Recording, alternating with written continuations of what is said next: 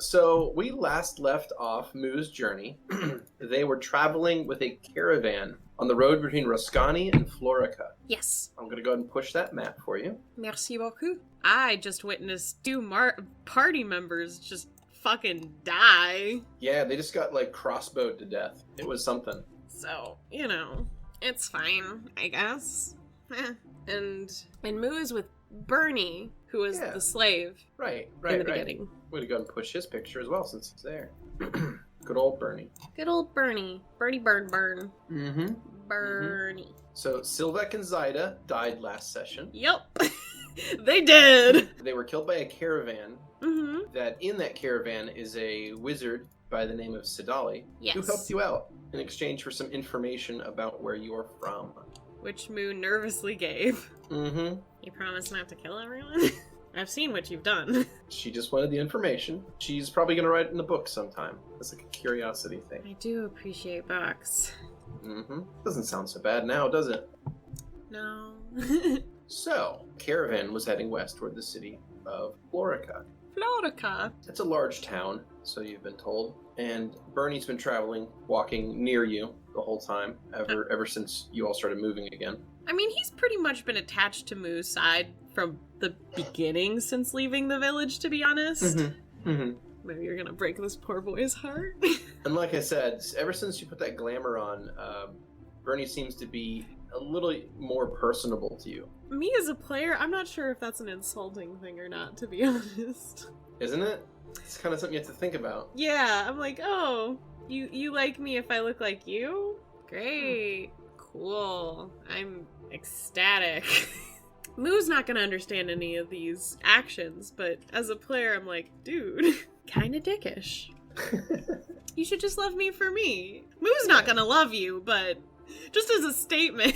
All right. Lead the way. All right. So the caravan continues west, and you arrive. It is an evening. The sun is low in the sky, but you arrive at the city of Florica. Go ahead and push the map for the city. There's a city. So Dolly will explain as you're approaching that this is the location of the Great Conservatory of Vatra, the Florican Conservatory. A conservatory? Mm-hmm.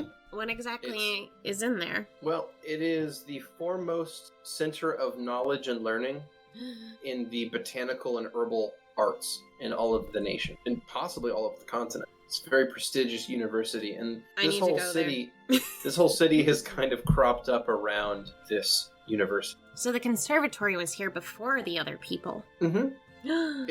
It was founded here when this was a very small village some time ago, and the city has grown up around it ever since. Fascinating. So as you approach, you see it is a very large structure. In fact, it's that whole block.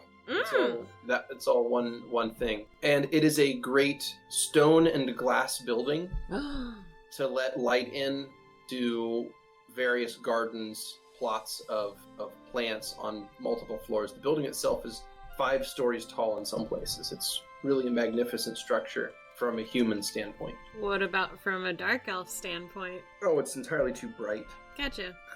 Not enough spiky bits, and it's, the wrong color. It's like a brick construction with a lot of ivy growing over it, and those things are kind of foreign concepts to dark elves. They like to make things out of, like, shaped obsidian, and they tend to make things more angular. So, if anything, this would be considered just weird to Moo, probably. Yeah.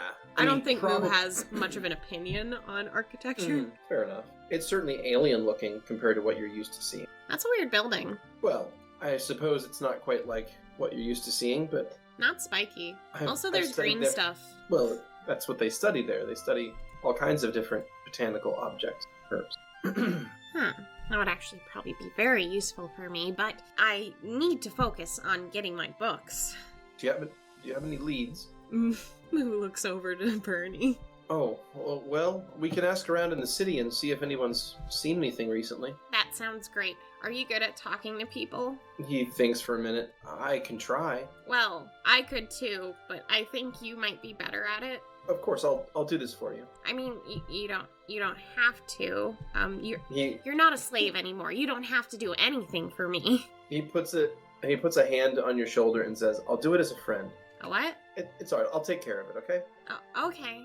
He gives your shoulder a pat and turns and starts to walk deeper into the city. Moo will lean over to Sadali real quick. He's been acting really weird since we left my dead companions. Do you think he's okay? She kind of like has a interesting knowing look on her face, but she doesn't seem to explain what it means to you. She just says, well, I think he means well. Okay, well, as long as he's not gonna, like, get sick randomly, I think we'll be fine. Right? Why do you think he would get sick? Because he's acting weird. I think his weirdness may have other reasons. Care to share? Well, I think that's something that you'll need to talk to him about. I don't think it's my place to speculate. Moo takes out their notebook and writes down really quick, talk to Burnie about why he's acting weird. And Moo's not trying to hide this or anything. Just... Alright, can do. In the meantime, he kind of just left. Was I supposed to follow him? Well, you can if you'd like. Otherwise, the caravan was probably going to disperse here shortly. Well, I suppose you have free run of the place. Do you have any plans as to where you'd like to go? Moo looks over to the big old brick and glass building. How much, things can I take out of the building? I mean, probably not very much. It's a place of learning. I don't imagine they would like you just taking all of their objects of study. I could probably memorize it. I'm sure they'd be willing to teach you. Well, you think? I'm kind of, well, I'm told that I'm very, unapproachable normally. I don't know. I think that you'll find a lot of people at that university may have a similar personality. I think most scholarly types tend to. If you say so. There's a bit of a rapid breathing from Moo as they're very nervous. Now, just remember, keep that glamour on, and you should be fine around here. I promise. People in this country can be a bit paranoid when it comes to, she whispers, dark elves. So just try to... whispering? In case anyone could overhear. Just okay. Be careful, alright? I won't let this ring come off my hand. Besides, there's a word. Right. I remember the word. It's not like I'm gonna say that. In the context of most things, it would not make sense to say. Excellent. Well then, I'm going to retire for the evening. If you have any need of me, I will either be at the conservatory or I have a room at a local inn. Alright. Well, if you see Burnie, you could tell him that I'm going to the conservatory, because, I don't know where he went, and I'm afraid he's gonna get injured. Well, maybe I would get injured, actually, without him. Do you feel safe to travel alone? If you don't, you can come with me. Can I? I mean, most of the time I actually wouldn't like that, but, I also just saw 2 people get murdered today, and that's a little weird. Or was it yesterday? Was it today? It was early that morning. Okay, earlier today. Yeah, so it's been the entire day later. Well, like I said, I'm just going to turn in shortly for the evening, but you're welcome to come along with me if you don't feel comfortable being by yourself. Well, you said you were heading to the conservatory, didn't you? Oh, well, let's go off to the conservatory then. I can introduce you to some of the staff that I'm familiar with. Yes, please. So, going to the conservatory, you said you had friends here? Mm-hmm. Oh, yes. I mean, Burnie kind of said that word earlier, and I think, I don't get it. What word? Friend. Are you serious? They don't have the concept of friendship where you're from? Well, I was usually in my lab anyways, but most of the time people bicker, it feels like. I had my sister and my mom, but I wouldn't call them, well, they're my family. That's a different F word. Well, a friend is someone that you can trust and you enjoy the company of. Yeah, I don't think that existed where I'm from. She kind of like has a grim look on her face. See, that's tragic. Well, up here, we often have lots of friends, people that we can talk to and trust and spend time with and enjoy the company of. It's the basis of most of our society. I'm sure there's scientific reason to believe that. If you say so. Well, there's scientific reasons for everything. She gives you a polite smile and says nothing. If your community can thrive on friendship, then, and there's much more space up here, as well as sunlight. God, there's a lot of burning bright up here. And Moo's just scribbling notes at this point. Well, the sun should be down soon. It'll be nice to take off my goggles. Well, let's get you here. So the 2 of you have walked from the outskirts of the city up that eastern road, and you have gotten to the corner of the Great Conservatory. She walks you up to the front gates, where there is a number of people going about their business, students coming and going, and as you both approach, there is a, for lack of a better term, guard, but it looks like they're there not as a muscle, but more as an administrative aid. So someone just to kind of verify people's identities and, you know, take names down in logbooks. They're more of a front desk than a security force. Okay. And as the two of you approach, this person's going to stand up and, you know, greet Sadali. And then Sadali is going to introduce and vouch for you as a guest of the conservatory. Hi there. The front desk will nod and welcome you. And the two of you will travel in, and you find yourselves in the large courtyard in the center of the campus of the Great Conservatory. So in here, there are lots of exotic trees. Many of them are flowering in strange colors. There are also like fruits laying around on the ground that have been dropped by some of these trees. The entire area smells very, very, very floral.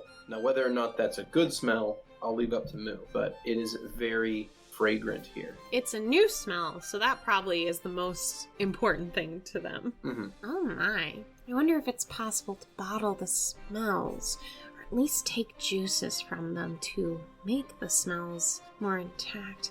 Can I cut anything? As long as it's a simple sample, yes. Okay.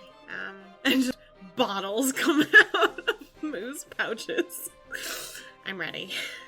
And we'll go around taking very tiny samples of everything, trying to be respectful. Mm-hmm. They listen as you're to the doing, rules. okay, and as you're doing that, Sadali will speak with another elderly person that comes by and talks to her for a little while. If you were going to stop and head over there, she would introduce you, but otherwise she will leave you to your business. As much as, like, normally I would be a curious person. Mm-hmm. Oh, no, I imagine that Moo is going to focus on the task at hand. Yeah.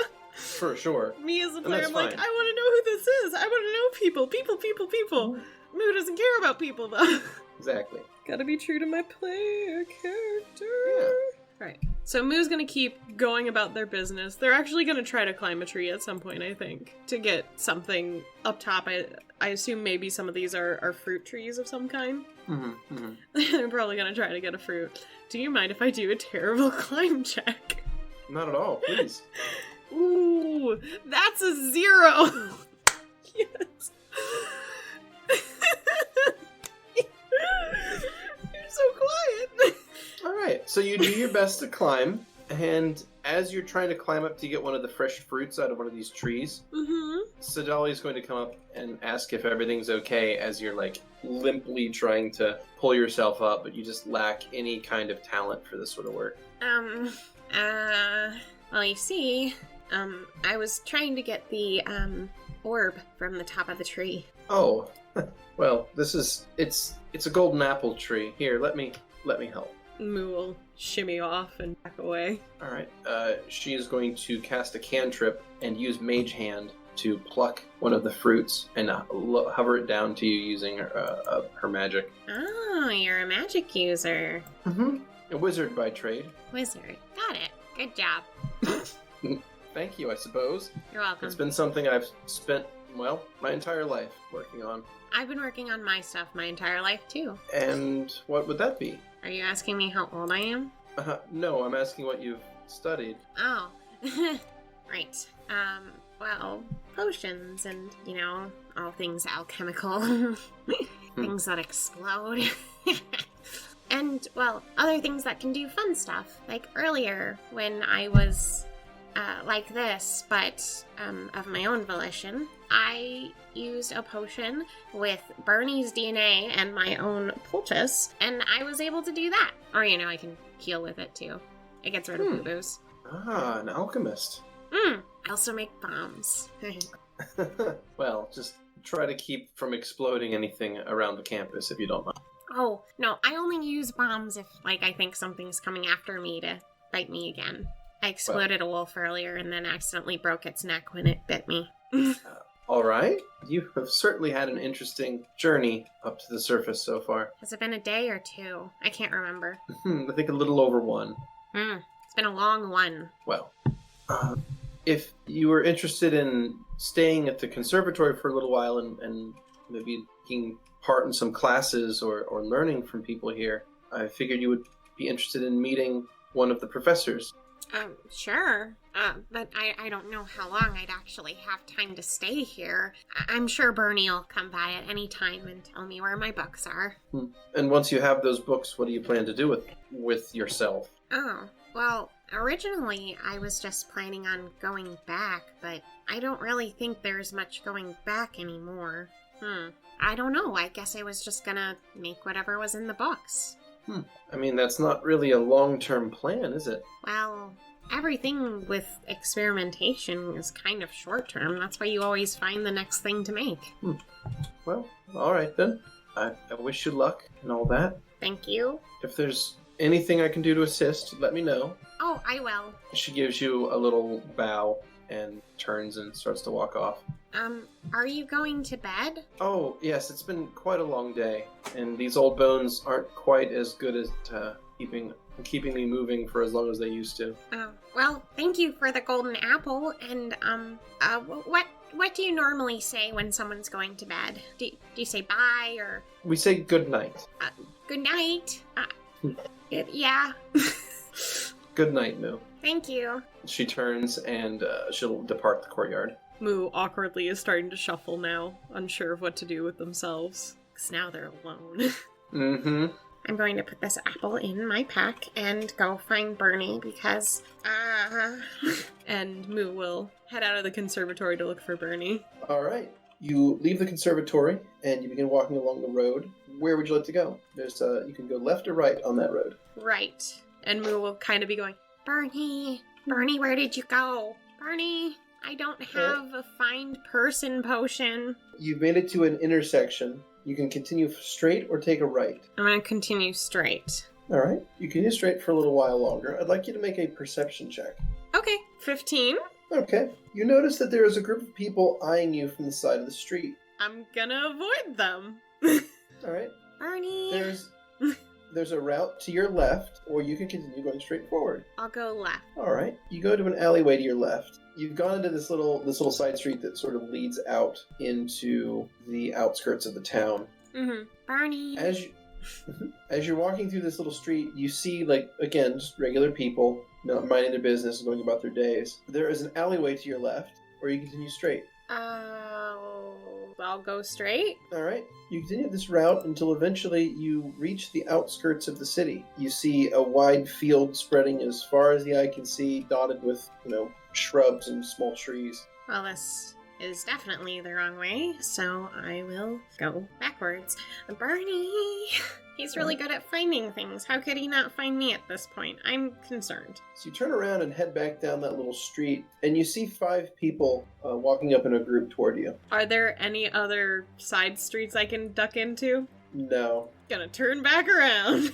Where are you going? You look lost.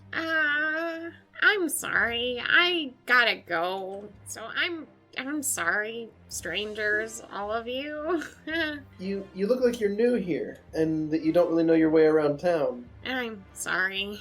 I'll be leaving right now. So Two of them walk up, so sort of in front of you, and the other 3 sort of keep walking past you to get sort of on the other side of you.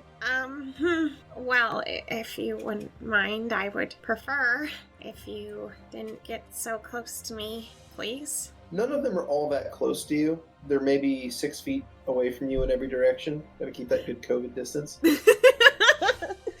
Yeah, I'm new here, but I'm leaving, so it's not that big of a deal, right? You sure? Yeah. You look like you were looking for someone. Maybe we can help you find them. Okay. See, we're all locals. We know this place like the back of our hands. Moo kind of slowly turns and sees them in a circle around them, I'm guessing. Sure. I don't think my friend is local either, though. I don't know That's how fine. you'd be able to find him. Well, we found you pretty quickly.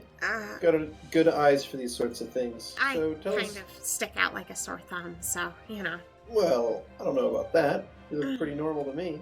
Right. I just mean that I'm awkward. Okay. His name is Burnie. What's your friend Burnie look like? A human. He kind of blinks twice. Okay. Oh, you need more than that. He's got, like, black, slightly curly hair. I think he has facial hair coming out of his face. I don't really know if he's touched that area in a long time, but it's not like a beard. It's like fuzz. He kind of has this sad expression constantly. Mm-hmm. And his name is Burnie. Well, that's some description you've given us. Yes. Well, come along with us. We'll see if we can find him. All right. Thank you. Two of them are going to kind of walk up and flank you, just to make you feel nice and secure. That's great. It does not. So the five of them escort you back up the street. Moo is becoming more and more hunched around these people. And they take you back to the main street, and they ask to look around and see if you can see your friend here on this main street. Do I? Make a perception check. Okay. They're also going to ask, what was the last thing he was doing? Oh, he was looking for information on some books for me, asking around and stuff. I got a nat 20 on my fucking perception. 29, bitches! Okay. You don't see Burnie, but you do spot what you think is a bookstore. Actually, he might have gone there. I think we talked about books, like a bookstore there to begin with on our way here. Maybe he's in there. Moo instinctively starts to walk. The five of them all kind of share a glance, and they start walking you over to the bookstore. Moo reaches the door? You make your way across the road and down the street slightly. Burnie! What's the name, right. Beardy? What is this? It's not a pun or a funny one. It's just called Old World's Bookbinders. I still like it. So I've gone ahead and put a pin there on it for you. Thank you. And the five of them are going to wait for you at the door, and they're going to say, well, you go and see if he's inside, all right? We'll wait for you out here.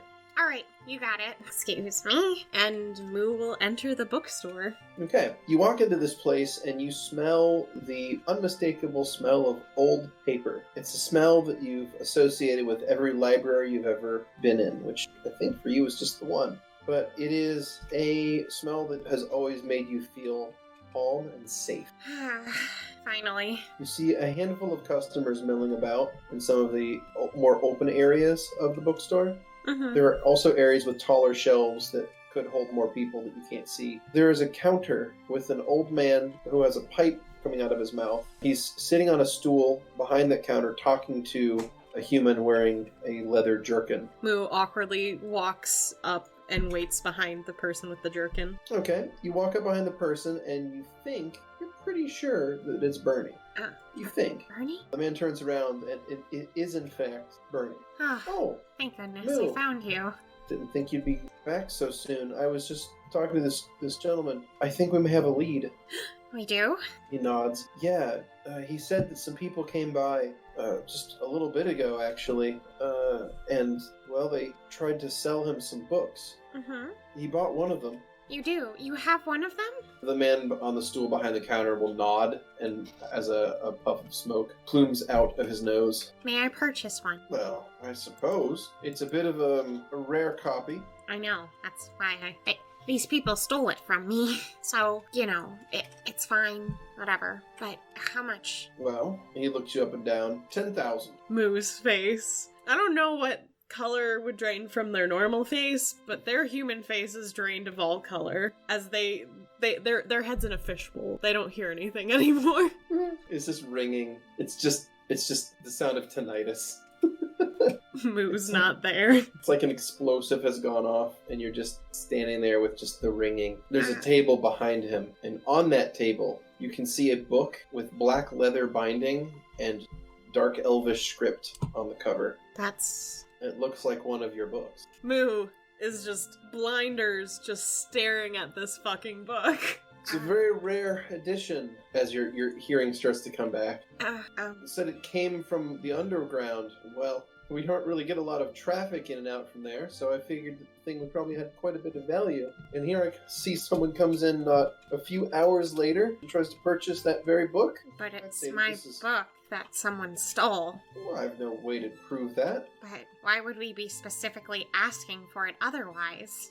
Perhaps it has valuable information in it. If it's your book, you could tell me what it says. Oh, shit. I can read it, if that's proof enough. This is a bookseller, not a library. You can't just read the merchandise. Moo's hands are starting to get very sweaty, and I don't know if Burnie can see this, but their chest is starting to go up and down as they're slowly going into a panic attack. Burnie is going to speak up. Look, is there some way we can just come to some kind of agreement here? I mean, we don't have that kind of money. Is there anything we could do to help around here? Like, we need that book back. The man behind the counter is going to kind of scratch his chin, this long, scraggly beard he has. He's going to puff out another large plume of white smoke as he does. Well, can't really say I need anything at the moment. Things have been fairly smooth for a while in this city. Nope, I think I'll stand. 10,000 gold. Moo starts to fiddle with something in their pouch. Burnie kind of looks like he's got the wind knocked out of him. He turns to you and says, I'm sorry. Burnie, I have a question. He looks at you. Is it normal to take things that are yours normally here or not? I mean, the way he sees it, he's already bought and paid for it, so he thinks it's his. But I need to get some fresh air. I'll be right back, okay? Do you want me to come with you? I don't know. And Moo just already is walking out the door. Their hands are on their temples. They're just breathing really heavy. They're having a panic attack. Okay. As you walk outside, the five people that were out there waiting for you are going to be like, oh, was your friend not in there? Oh no, he was, but also my book was there, and it's too expensive, and I don't know what to do, and I'm kind of freaking out right now. Oh my god, how am I supposed to afford that? You look like you're out of sorts. Is everything all right? A couple of them are going to come up and get closer to you as they notice that you're having a panic attack. There were these people who stole some books of mine, and they sold one of them to this guy who owns this shop, and he is selling it for 10,000 gold. Sounds like the move of an asshole, if you ask me. I don't know how to get it back. Oh, God. So, I suppose we could maybe come to an arrangement.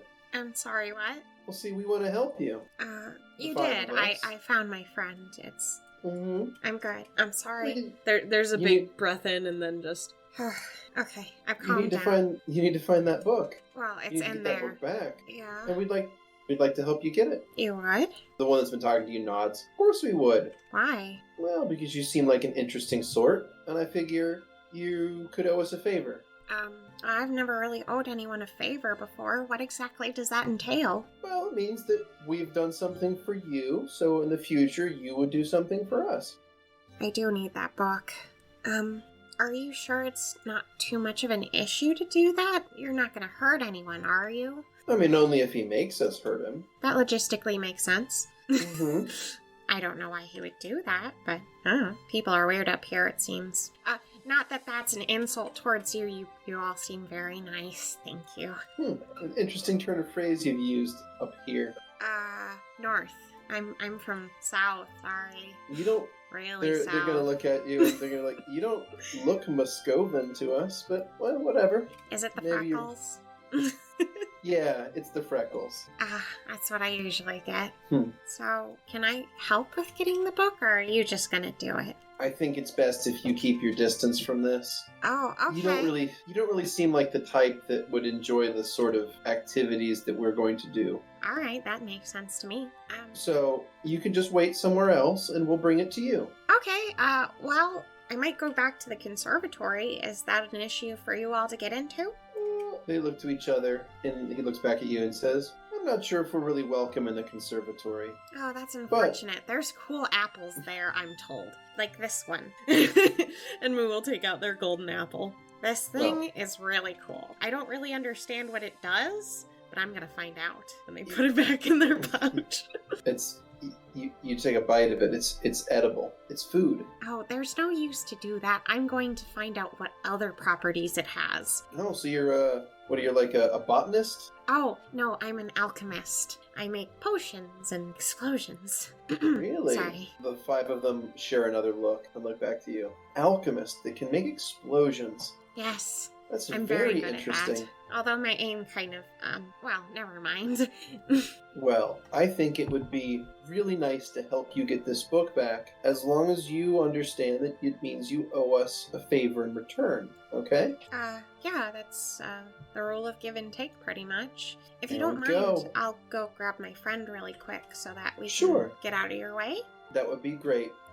What's your names, by the way? I'm we'll sorry, I'm supposed to give it first, right? My name's Moo. Well, hello there, Moo. We'll give you our names once we have a chance to talk in private later. Oh, okay. But tell you what, you get your friend, Mhm. and you go and wait for us at the oldest oak, alright? Oldest oak. Okay, I'm sure he can find it. He's really good at finding things. I'm gonna go skedaddle, okay? They give you a smile and a nod. Alright. Moo goes back into the bookstore. Bernie. You see that Bernie's kind of a little bit red-faced. Bernie. It looks like he's been, like, yelling. Bernie? Sorry, this old man is really getting on my nerves. Let's go clear our heads. Come on. There were some people outside that they said, a good place to go was, and I literally just forgot this is a player. Was it the old iron something or other? The oldest oak. Okay, thank you. Yeah, the old iron. There's a place That's a to go. tavern now too. Now, by the way, Make the old iron. And I'm going to the old wood? Yeah, that's it. Oh no! We need to go to, the old oak. Why don't we go there to breathe? Alright? Yeah, that sounds good. Moo's actually kind of tugging his shirt. He's going to take that as a good sign, and he's going to move in a little bit and kind of put an arm around you, around like the middle of your back. Oh, Yeah, I think that'll be fine. this must be normal.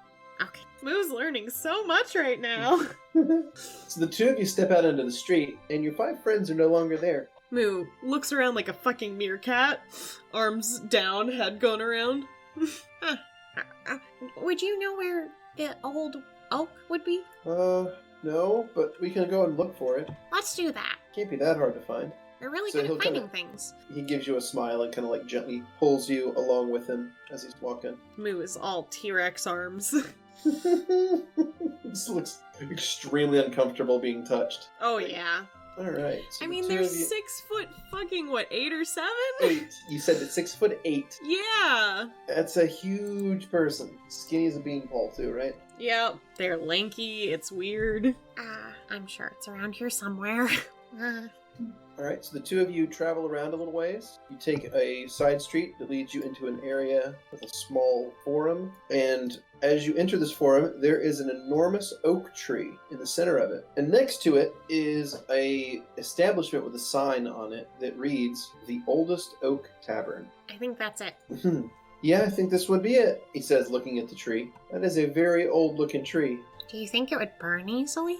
Maybe. Hmm. But I think that people might be upset if you start lighting Oh, right. historical trees on fire. Sorry, I just like seeing things happen, I guess. Yeah. Interesting. Okay. I was used to being in a lab where everyone left me alone so I could do whatever I wanted normally. So, I don't know, explosions kind of happened. I just like seeing what would happen if maybe you put a certain liquid on one material or you set fire to another. Speaking of which, I need to try a potion on you tomorrow. What? What kind of potion? I don't know. I haven't decided yet. I think I want to do a fire one.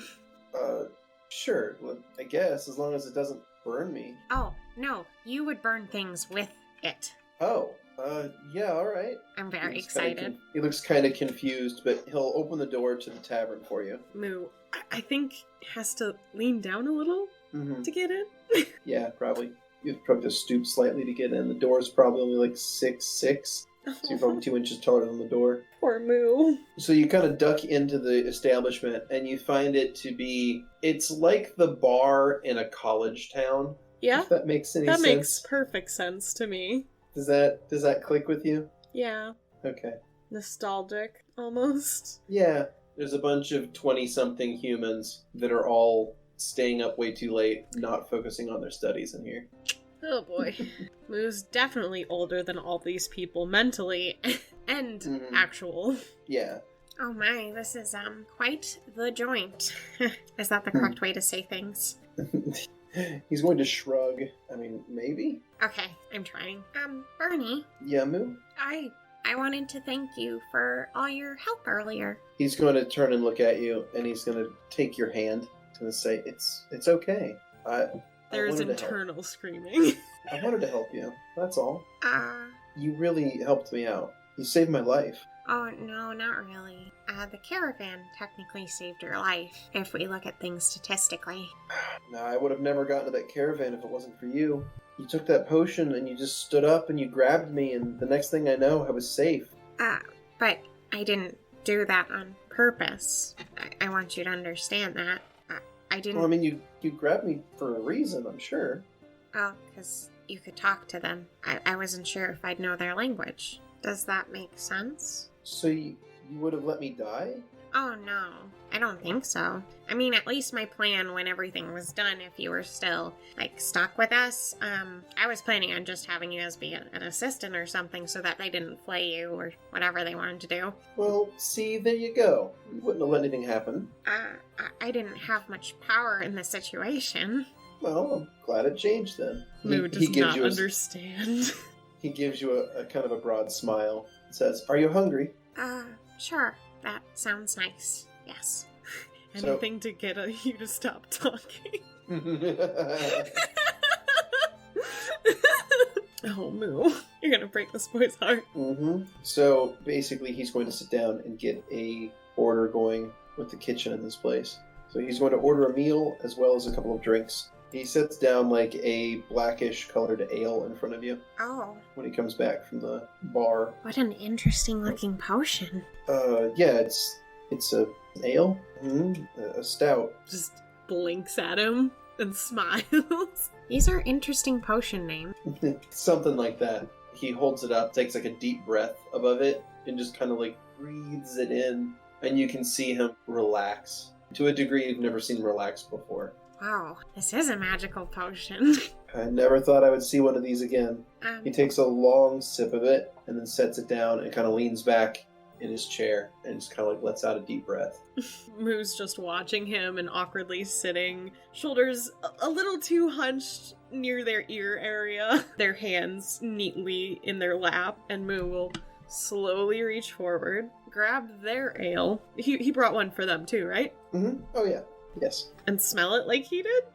It smells like it's made of, well, I mean, you have the nose of an alchemist. It's made of hops, water, yeast, and is it barley? Am I fucking this up? I don't know if I'm fucking this up. I don't know, Beardy, are you? I don't know what is it? This is a beer, right? Yeah, sorry. Yeah, barley, hops, yeast, and water. Okay. Yeah. Okay. So you smell barley, hops, and yeast in a suspension of water. You imagine the water's about 95% of the solution. Huh. And it's mostly water. And it appears to be a fermented drink, but with the yeast acting as the fermentation agents. Having your knowledge of alchemy, you would know that this is an alcoholic. Okay, I see. Alright. I know Moo never went out to do drinks. So this is gonna be a new experiment for them. You have to use the word experiment. Oh, of course. So they're gonna take a large... They're probably gonna imitate Burnie as much as possible since he seems to know what he's doing. So they're gonna take as big of a swig as he did. Okay. So it's sort of a complex flavor. It's sort of bitter. Okay. And it's a stout. It's strong as well. So it's a strong, bitter beer, but I mean, I don't know what Moo's tastes are. Like, I don't know what Moo's palate is. I think Moo actually is the most okay with all flavors out of all my characters because they're constantly testing things. Right. So this is definitely not the most bitter thing that Moo's ever tasted, for sure. For me, disgusting. Oh, absolutely. I imagine Keni would hate this. Moo probably finds this flavor to be interesting, maybe even good. I mean, I'll leave that up to you, but it doesn't seem like something that would be horrible. It at least piques their interest. Yeah. All right. Glug glug, How bitches. Was Actually, the combination of all those materials actually makes it taste very interesting. Are there other variations of this? Oh, yeah. We brew all kinds of different things up here. The upstairs is fascinating. He holds up his stein and clinks it against yours. Says that's something we do up here for luck and, well, to celebrate. Oh, what are we celebrating? Well, making it to this far, Yeah, that's true. If I could just Being get my somewhere. hands on my books, it'd be even better. Of course. He takes another long drink. Moo will imitate him. All right. I would like a fortitude save, Oh, please. you got it, Bish. Oh, that's a 20. Not a nat 20, but a total 20. Yeah. So you got a 20, and you feel pretty good. You feel like a sense of warmth from it, but it's not really bothering you yet all that much. And it is a stout, so it's a higher alcohol content, but also Moo's pretty big. They a big boy. So at this point, your meal's going to arrive, and Burnie will put in an order for a different kind of beer. So he's going to try to help your experimentation, and he's going to continue ordering different kinds of ales and beers for you Oh, that's so As the sweet. as the night goes on. And So- whenever he drinks, Moo just imitates him every single time. Mhm. He is the expert in this area. So I don't know if he's going to go as far as to try to explain to you what each of them are, but he'll answer to the best of his abilities if you ask at any point through the evening. I'm sure the conversation will come up. We don't have to RP that part though, That's fine. because So after it's a little just while, beer.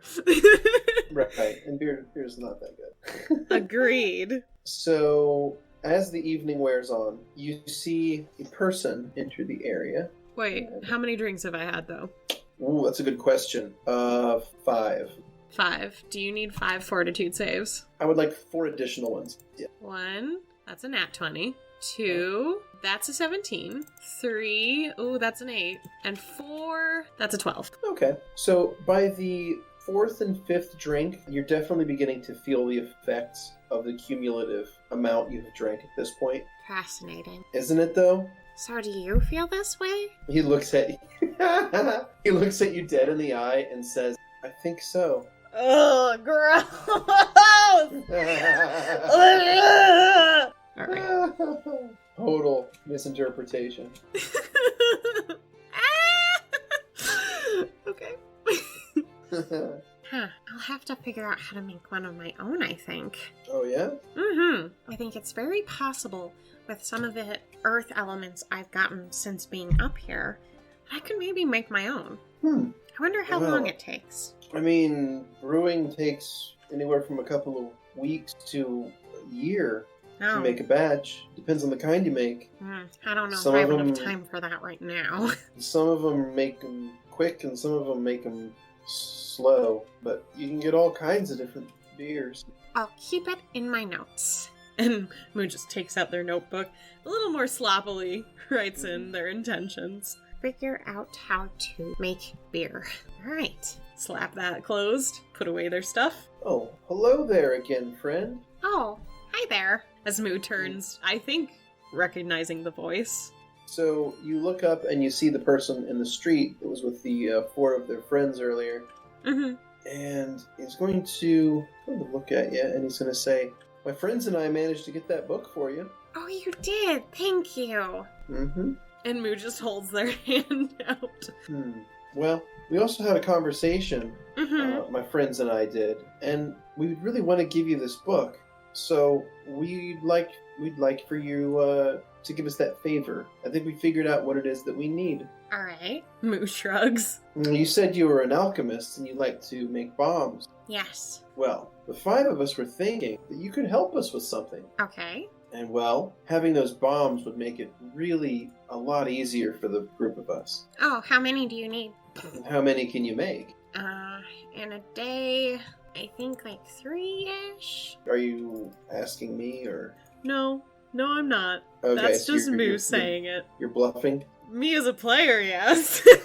Okay, so make a bluff. I'd like to think that Moo isn't that confident that they'd know, like, for sure how many they'd make in a day. Because they just kind of do it willy-nilly. But Right, anyways, right, that was right. a 16. Oh, okay. And how big are these bombs? Could you use them to maybe blow a hole in the side of a building? Oh, probably. And Moo will actually pull one out. How's this look? Huh. And you just toss those at a building and Well, usually I toss them at other things trying to hurt me, like a wolf. See, Or well, people. Smile. so how about Uh-huh. you help us Okay. by blowing the wall of a building up, and then you don't have to stick around after that. Once you're gone, and once we do what we need to do, we'll get you that book. Oh, you don't have it yet? Oh, it's safely in our possession already. Oh, okay. Well, alright. That's real good to hear. Ah. The name's Bogdan, by the way. Oh, that's a hard name to say. Drugs. Can I just If you call say you so. Bog? Sure. Well, it's very nice to meet you, Bog. And Moo just has their hand up with the bomb still. Burnie will reach over, take the bomb out of your hand, so that Bog can shake your hand. Oh, thank you, Burnie. This is how it's supposed to go. Okay. It's nice to meet you. He gives your hand a shake, and let's go. Thank Wow. So, when do you think you'll have time to help us with this task? you. I don't know. Can I have my books? When can I have my books? You can have your book once you've helped us with your task. Okay, well, that's okay. Let's do it right now. I want Bernie's my books. like, are you sure? I mean, we've had a lot of ales to drink. Moo stands up and has their arms out, not understanding. It's just Yeah. liquid. You find it difficult to balance. Oh, wow. Huh. And Moo will actually hold their arm out, I think, and grab Bog for a second to steady themselves. Oh dear. That's unusual. We're not really in much of a rush. You need some time to gather your head. I am so sorry. In the morning? Is Sure. that a good time? I think we can work something out. Yeah, morning would work. Moo awkwardly nods and then slams their hand down on the table and just lets themselves down very badly. Bog will wish both of you a good evening and walk away. Yes, I have my book tomorrow. This'll be perfect. Really glad that'll work out, but what do you think he needs you to explode? I mean, that He said doesn't... a wall. seems kind of skeezy, doesn't it? Well, define skeezy. Illegal? Oh, I don't know what's illegal up here. I mean, usually blowing up people's houses is not considered an illegal thing to do. Oh, that's weird. Neither is stealing books. He didn't steal it. He just got it for me. Okay. It's not a big deal, I don't think. He seemed nice enough. Well, I mean, as long as you don't think you're getting taken advantage of. Moo shrugs. It's not like that would be anything new. Innocent blinks. Do people take advantage of you often? Well, when I have to communicate with them normally, I try to keep to myself. Moo has a more serious expression on their face for just a moment. Is it because people hurt you? No one's ever hurt me physically, for the most part. Moo looks like they're looking at something else completely, maybe avoiding the subject. Nice. Well, I just want you to know that I never want to hurt you. It's very nice of you, Burnie, but people up here or down there, I don't really know much of a difference. But Blinks. what? He's listening. He's pretty toasted right now. Yeah, So he may not be getting the nuances of what you're saying right now. it's okay. Moo's not perceptive enough to notice. You all have friends up here, and I had family down there, but as much as I'd never wish anything bad to happen to them, family or just other people will find ways to use you. It's just natural, I suppose. Maybe it's to get ahead in life, and maybe it's to make themselves appear better than the rest, which is also another form of getting ahead in life, technically. But you can really only look out for yourself mostly sometimes.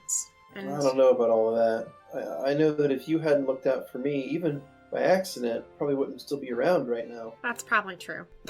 So, the way I figured is I owe you a debt, and I want to look out for you. He's going to reach his hand forward to try to hold one of yours. Oh, no, you don't have a debt for me, no. I'm good. So, do you withdraw your hand from the table? Or do you allow him to hold Slowly. They didn't go fast enough, though. I'm sure he caught them. it? Okay, in that case, are you going to withdraw your hand, or are you going to let him hold it? They're too uncomfortable to figure out that they could Mhm. withdraw their hand. Okay, in that case, he's going to start rubbing your hand with his. Oh, okay. This must be normal. I just want you to know that I really have a good feeling about you. You shouldn't. I'm probably not the nicest person in the world. What are you talking about? You're way different than the other ones. You were nice. Still where I grew up, and, well, you know. It looks so uncomfortable. They don't know what's happening. Mm-hmm. I'm simply different from most of the people around me just because I'm uncomfortable most of the time about people. And, You don't have to be uncomfortable about me. I'm just... that's okay. I'm just uncomfortable around everyone. Everyone is equally making me uncomfortable. He blinks a few times and he withdraws his hand. Vroom! That hand goes down in their lap so fast. Those hands are not going back on that table tonight. Moo doesn't understand what's happening. So the food was very interesting up here. Did you like it? It was a good formulaic evaluation of using fats within an animal. He nods. You have no fucking idea what I said, bitch. Yeah, I thought it tasted good. Moo has a very quick second of a face that I can only describe as an expression of, you dumb fucking bitch. Very quick second. Moo has learned not to be opinionated with their body language most of the time. New inventions everywhere. Well, I'm gonna figure out how to go to sleep. So, I'm gonna go get a room. Is that what people do? Yeah, the inn, they'll rent rooms out, so... Is there one here, or...? Yeah, do you want me to get us one? Sure, that would be great. He nods and kind of like steadies himself, and then gets out of the booth, and then kind of makes his way over to the bar, talks for a little while, exchanges a few coins, and then comes back with a simple-looking copper key. Wonderful. And Moo will get up. Alright, to bed. Because in the morning, I get my book. Yeah. So the two of you make your way across the area, and you find that the rooms are actually built around the outside of the building. They almost look like little apartments. The doors actually face outward onto the street, like a motel, I guess would be the way to put it. Delightful. I know, right? He uses the copper key on the correct door, and it opens up into a cozy-looking room. It's got 2 small beds. Nice. Okay. Yeah, you weren't sure what I was going to do, were you? No. I mean, Moo wouldn't have known any better. So there's 2 beds, and they're on like each side of the room. Moo will go over to whichever one's farthest away from a window. Okay. Burnie will close the door and lock it, and begin to shed his gear into a small pile. Moo will do the same. Goggles come off first. I'm sure there's impressions where their goggles were. Burnie's gonna see that and kind of chuckle. What? You got like lines around your eyes. Oh, yeah, that's normal. You should see it when there's an explosion. Usually there's like white smoke residue and stuff. It's very important for safety. He smiles at you. I'm sure that would look really nice. Huh? Never mind. Oh, okay. The explosion? Yeah. They do look very nice, you're right. And Moo will continue to disrobe the rest of their clothing. All of it? Most of it. Oh, okay. So, didn't know how disrobed you were going to get in front of this dude. I don't know, underwear? Okay. He's going to kind of like get a little embarrassed and start to turn away as you start to take off your outer layer of clothing. Whoosh. Moo's probably barely been around any males. Mm-hmm. They're socially awkward enough they don't really realize that's a taboo thing. So he's going to get undressed as well and hop into his bed. Moo will get under the covers, and they will burrito. Okay. So does Moo meditate? Yes. Okay. It's just a very cozy version. Mm-hmm. In that case, you reflect on your life, and you see the void calming. Gives you lots of time to think about equations. Is it possible to make beer in a minimal amount of time while still having the same flavor? You would need some sort of hyper brewing device. Something that could speed up, maybe by pressurizing the entire process. Like cooking in a pressure cooker. Interesting. And these are Moo's midnight thoughts. Yeah. Alright, so 4 hours will probably go by, and they'll definitely be awake before Burnie. Mm-hmm. Where did those guys say to meet? They didn't. Oh, that's weird. They didn't say where to meet. They just figured that they would come back around in the morning and get you. Well, Moo's gonna write in a notebook telling Burnie that they went for a walk then, and leave a page on him. Gotcha. put all their stuff on, get ready for the day, and go for a walk. Okay. That would put you out before the sun comes up. Yeah. So you don't have to wear your goggles. Thank God. Gods? Gods. Thank the gods. Well, for Moo, if Moo was going to have that expression, it would probably be singular. Yeah, even though they barely know anything about it. It doesn't matter. Well, Moo's gonna just enjoy the darkness for a while. Not having a ball of burning hydrogen put heat on you all day. Ugh, so gross. Very gross. Super The grossest. The grossest. How do people live up here? Everyone's so touchy. Ugh, it's gross. And how do they stand the touching part if there's constant heat happening? Ugh. Oh, man. Alright, so you walk around the streets for a little while and see sort of the early morning routine of a lot of people. You see farmers, merchants, moving carts. All of them look kind of bleary-eyed. Moo looks like bright and early up, ready for the day.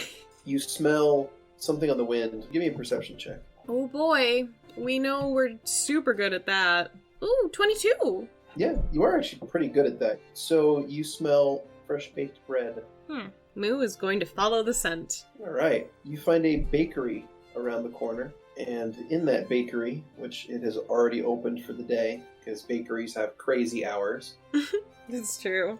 you find a bunch of rows and rows of various breads, including sweet rolls, more like morning foods. Moo's probably not going to know what any of these are half the time. The baker is going to greet you as you enter the establishment. Oh, hello. Everything smells really amazing. Oh, thank you. So, let's pretend that someone's never had any of this. What would you recommend first and foremost as the best thing to try? Huh. Well, that would be my famous cruller. Your famous what? He reaches behind the counter and hands it to you and says, "You're new in town, and you asked politely, so this one's free of charge." Oh, thank you so much. That's very, kind of you. And Moo will nervously take a bite out of it? Mm-hmm. It's a donut. Ah. It's a cruller. I fucking know what a donut. It's lovely. All right. I mean, I'm assuming you've had a cruller before. The French ones, right? It's like a ridged donut, usually covered in a hard glaze, and it melts in milk. Oh, really? They do? Yeah, they're the best kind of dipping donut. Oh, I didn't know that. They're dry and they're dry and they take to milk really, really fast, and they're lovely, lovely to dip into milk. No, I've probably actually never had one. I just always see them. So Moo slowly, I mean, Moo smiles a lot. It's very awkward. Mm-hmm. I think it's mostly to debuff any sort of questions people have for them by being just smiling. Mm-hmm. Like, oh god, it's happening again. But with eating the donut, they actually have a slow, small, but genuine smile while eating it. It's, this is delicious. Thank you. You have made the baker's morning by saying, Are you sure there's nothing I could do in return? Usually there's a give and take. "No, you're new in the town. At least I've never seen you around before. Oh no, I'm definitely new. And well, I think it's the least I can do for a new person in town." Thank you very much, sir. I hope to see you again. Well, we're here every day. And Moo has what's close enough to a skip out of that building, probably. Still eating the rest of their donut as they enjoy the rest of this early morning without the sun. Mm-hmm. Anything else in particular Moo would like to do in the early morning? They're probably going to go to the conservatory and get more research. Okay. So you arrive and there is a gate that is closed across the main entrance. It appears they don't keep night hours. Bummer. Moo shrugs and turns to walk back to the hotel room, I guess. Alright. You head back to find that it's just now like first, and you enter and find that Burnie is still Fast asleep. Mm-hmm. Oh, Humans require a lot of sleep, apparently. How many hours have I been gone? You were only gone for maybe an hour. Well, since he's asleep, and he did say that it would be okay for me to use potions on him. Oh god. Moo's technically gonna be taking his saliva and some of his hair for their potions. Wow. So you're collecting samples from him in his sleep. Yes! Oh boy. Alright. Shit. Alright. Moo doesn't... Well, everyone seems to not have any boundaries up here, right? So Moo's like, oh, like, people just touch all the time. I guess it doesn't matter. Yeah, alright. You collect some hair, and when you go to... How do you go about collecting saliva? I'm curious. Is he drooling? Probably. Okay, we'll take, like, the rim of a bottle and just kind of scoop it up from there. Can you give me a sleight of hand check? Oh, I could! Boy, could I! 23! Bitch! Oh, man. Okay, so you get in there with a little vial, and you get a lot of saliva, or at least enough that you're happy with the sample size. Yeah. And he does not wake up. Fascinating. People, humans specifically, do not wake up very easily. Writing notes. Well, since I have that, Moo's gonna sit for a while writing in their notebook, and then get bored, and then go for another walk. Alright, you open the door to go for another walk, and you see 5 people approaching. It's your friends from yesterday. Oh, hello there. Hello there, Moo. Good to see you again. It's good to see you too. Moo slowly puts their goggles on top of their eyes as they notice, like, sunlight. Do you think you're ready to help us out with that Oh, thank friendly goodness, favor? something to do. My friend's still sleeping. I do not understand how much sleep he needs, but it is a lot. Well, it did look like the two of you were drinking pretty heavily yesterday. Yeah, but I feel fine. Excellent. That's always good to hear. So, shall we go and complete that task that we need you to do? Sounds perfect for me. One of you has my book? We'll get it to you right after you're done. Okay. Moo looks so relieved. This is so bad. This is so bad. Alright, so they are going to take you over to an area on the west side of town, over into the district of town labeled Ravenhook, and they're going to take you to a pretty large-looking house that doesn't really seem to stand out all that much. It looks much like the other larger houses in that area of town. Okay. And they're going to tell you that they need you to explode this one particular section of wall, and then you to do it very quickly and then get out of the area. Oh, okay. How many do you need? Moo starts As many taking as it out will 3 bombs. As many as it will take to blow the wall up. Okay. I guess I'll use 3 bombs. How do Okay. I blow up a wall? I'd like you to roll 3 bomb damage dice, Okay. and then check 3 bombs off your daily bomb allotment. 1, 2, 3, and then 1 damage. That's a 10. 2 damage. That's a 7. And 3 damage. That's another 10. Yeah. Alright, so you do 27 points of damage to the wall there, and you very quickly throw the bombs and explode the wall right where they asked you to. They give you kind of a wolfish grin and tell you that you've done everything you needed to do. They'll be in touch, and they're going to rush into this building.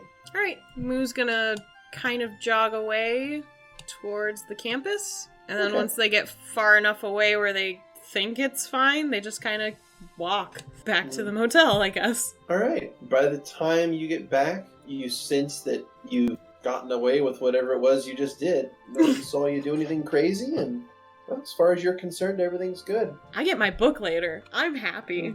Yeah. Go back up to the room. Alright, you go back to the room. He's still fucking asleep. You find Burnie is now awake, put his gear back on, and he kind of looks groggy. Oh, Moo, Hi there. you're up early. Oh, yeah. It only takes me 4 hours. Really? Wow. Is that true for everyone like you? Probably. Wow. Unless they decide to, sleep or something. Seems kind of strange. He wipes the sleep from his eyes, tries to, and stands up out of bed. And it's like, all right, well, do we need to get ready for your friends? Oh, I already did it. What? You kind of look genuinely surprised. I already... Without me? I don't Well, know. what if something went wrong and you needed my help? Innocent blinks. We're in this together, Moo. If something goes wrong, I want to be there to help. Oh, I'm sorry. I didn't take that into consideration. I went out for a walk, and they were there, and then I said, okay, and then I did it, and now I'm back here, and you're awake. I guess that's fair. Okay. I'm sorry? No, it's fine.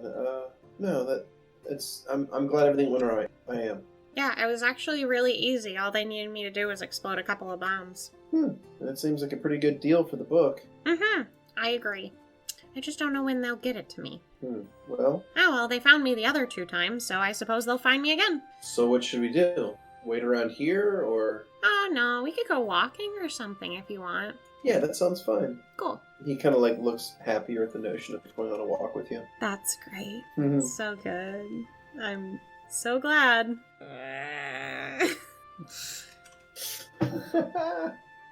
So this morning, I tried a thing called a cruller. It was very fascinating. Oh, okay. How was it? It was probably the sweetest thing I've ever had, but very, very good. Okay. And the baker guy, he just gave it to me for free. Do humans normally do that? I mean, we're typically a pretty welcoming bunch. That librarian book owner guy wasn't, though. He was kind of mean. I think he just probably saw a way to profit off of us. Some people are like that. That makes sense. That's more what I'm used to. Moo laying down the hints. Well, I'd like to change that. I don't think you can change that man's mind. He is who he is. 2 idiots. One socially awkward, and one doesn't understand the hints. Do do do Nope. do do do do Do. Alright. So they go for a walk. Alright, you go for a walk. So, when you sleep, do you go over everything like you did the day before? Maybe before I go to bed, yeah. Oh. But when I'm asleep, no, not you really. I normally just dream about things. What's that like? Well, last night I dreamed that I had a big old plate of pasta, but instead of noodles, they were like worms. They still tasted really good. Oh, you still ate them? I mean, it was a dream, so I guess. Fascinating. Tell me more. Well, then the next thing I know, there was like a bunch of carts, and yeah, that's about all I can remember. Oh. Dreams are weird like that. Sometimes they don't make any sense. Sounds very inconvenient. Do you not dream? No, I just go over time, thoughts, and equations, and explosions, and volumes, and theorems, and hypotheses, and... Moo just starts mumbling over a bunch of shit they could go over during a trance. Really sad. Really? It's super useful. I mean, it's not supposed to be useful. It's supposed to be relaxing, I think. Moo crosses their arms for a moment. I guess I find that stuff relaxing to me. Oh, well, alright then. You two are not compatible. You do not make sense. Moo is asexual and probably aromantic. Yeah, but he doesn't know that. I know, but he also isn't on the same wavelength as Moo either. No, of course not. But Moo saved his life, even if it wasn't on purpose. So Not at all! So guess what? Ugh, I'm gonna break this boy's heart, and I'm not gonna feel bad because it's his own fault. Yeah, he got feelings because his life got saved. On accident. Yeah, I don't think that's that big of a thing. Like, I think that's pretty understandable. I don't think it's much of a stretch here. Oh, I understand why, but I don't think he should. Oh, God, no. Of course not. Moo's a look but don't touch kind of person. Maybe not even look. So while they're walking and talking, they can feel their ears slowly going and listening for someone to approach them, pretty much. They're waiting for their fucking book. They're so fucking excited. So, a little bit of time is going to pass as the two of you are walking through the streets. And before you know it, you see 6 people approaching. Wonderful. Moo excitedly actually fast walks up to them. Hello. So you see all of the people you were seeing there before, and there's an additional one now as well. One that was not there last time. Yep. And they say, well, that went about as well as it could have. Bog is going to reach into a pack and pull out a book that is bound in dark leather and has dark elf writing on it. Moo fucking snatches that so fast. He was handing it to you. No, I know. But Moo just whoosh. Oh, thank you, thank you, thank you. Oh, my precious book. Thank you. Well, they're practically cradling it. It was a favor for a favor. Besides, we got what we needed out of there too. Yeah. They look to the 6th member of their group and they're like, Thank the nice lady. Oh, you don't have to call me a lady. The sixth person will go, thanks. Okay. Moo shrugs and goes back to looking at their book. Well, I'm gonna go now. Alright, so you turn and start to walk away. Make a perception check. Perception, there you are. Ooh, and 14? So as you're walking away, you no more than get like a step away from them when you hear one of them say, you know, you don't always have to be so damn monosyllabic, Fedor. What? Oh my god! What? My baby! Oh my god! So Moo walks away, holding with all the care and love in the world this beautiful tome. We fade to black. Oh my god! What? Was Pedor in jail? What was Pedor doing here? What? Also, Moo is in the future of Pedor, and Lavi's in the future of Pringle. What the fuck is happening? Ah! Ah! My baby! I love it. I'm so happy. Alright, we're currently in Act 3 of the story, or you could also call it Chapter 3, because I guess Act implies that there's only 3 of them, and it's more like chapters. So, we have already played Jaculus, Moo, and... That's it. That's it, yeah, that's it for this chapter. Alright, cool. So, we rolled to determine who you'd be playing today. Uh-huh. So, what I will say to you is, you are annoyed, which, I mean, honestly, that doesn't really narrow it down too much. Yeah. I think it's not Pedor. That's true, it wouldn't be Pedor. You are annoyed, but also at the same time, you're pretty comfortable. Pringle. Yeah. Pringle is currently being starfished on. God damn, I'm gonna kill that boy. Don't deserve me. That is true. So go ahead and choose your character and get in here, and I will start us off. I'm ready. So, correct me if I'm wrong, but last time we left off, you were spending the night with Karstein. Is that roughly correct? And other things. Yes. I was just going to say spending the night. We don't have to get into graphic detail. Yeah, and other things. Okay. I wasn't happy about it. No, of course not. You do what you got to do. In order to get those souls, of course. Yeah, you got a soul from Mephistopheles. And that's so worth it in the end, as long as I'm doing the work of my Lord and Savior. May he forever bless my body in the eternal hellfire that he shall burn me in. It's true. So, you drift asleep while being starfished upon. So ridiculous. And in case anyone's curious, starfishing is when you just kind of spread out and splay across the entire bed with no...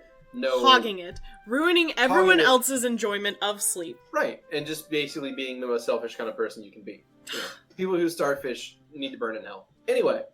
I mean, I do when I'm not in a bed with anyone else. Okay, first of all, sure. If you're not sharing the bed with someone else, sometimes I want to burn in hell. That's a fine point, Pringle. Fine point. Okay, so even under the starfishing, you still manage to get a little bit of sleep. And you dream. I did. You do. I do. You do dream. Mm-hmm. You find yourself laying in the very self-same bed that you're currently in, but you wake up and you're alone. The room you're in is the inn room, but everything is sort of grayscale, monotone. You sit up in bed, and everything is sort of quiet and still and calm. Alright. Pringle's gonna stand up from the bed then? Alright, you stand up from the bed, and you see there's a glow of orange light coming in from the window that's on the wall near the bed that you need to walk a few paces over to take a peer out of. Okay, I'll do that. You peek out the window, and what you see is a twisted, rocky landscape of jagged rocks, magma flows, lava pools. You see twisted trees that are almost in the shapes of humans. Ooh. And above it, you see in the distance a spired fortress castle made of pure black obsidian. Okay. You recognize it immediately from your religion. It's my lord. Okay. Can Pringle just leave via this window? Sure, it's a dream. Okay. Yeah, Pringle's gonna do that, and if it's a dream, Pringle does have really tiny wings that doesn't really work in real life. Mm-hmm. But since do you it's a want dream... to look back at them now? Yeah. They're enormous, and they're perfect. Oh my god. I'm gonna fly to the fucking castle, bitches! You fly over this twisted, literal hellscape beneath you, and you see scores of people being tortured in various ways. Oh my god. Repenting and paying for the sins that they committed in their lives. Beautiful.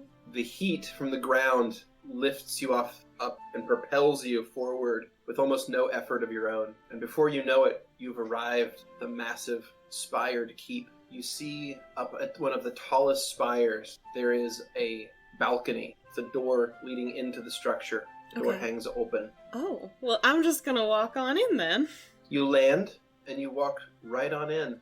Inside, you see a simple writing desk stacked with contracts and paperwork. Beautiful. Sitting at that desk is a red-skinned being with massive swooped horns, 3 pairs of wings coming off of his back. One is jet black and covered in raven feathers. Ooh. The next look like the wings of a dragon, and the ones above that look like they're made of bones, but they are burning with fire. Fancy. He sits at the desk and writes with a pen that looks like it's made out of metal and bone. He looks up to you as you enter. He's beautiful. He looks at you and he smiles.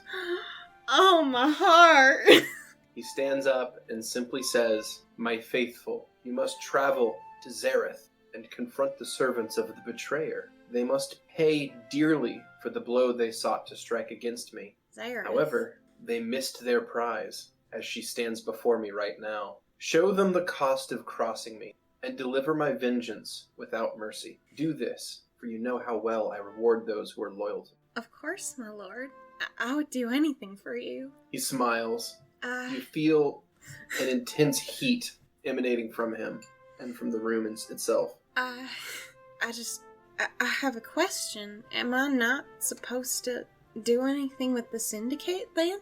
I thought you sent me a sign before. He smiles, and suddenly you feel dizzy, as if the world is spinning around you. Your eyes begin to go blurry, and you blink a few times to clear the blur from your eyes, and suddenly you find yourself back in your bed. There is an arm draped across you. Ugh.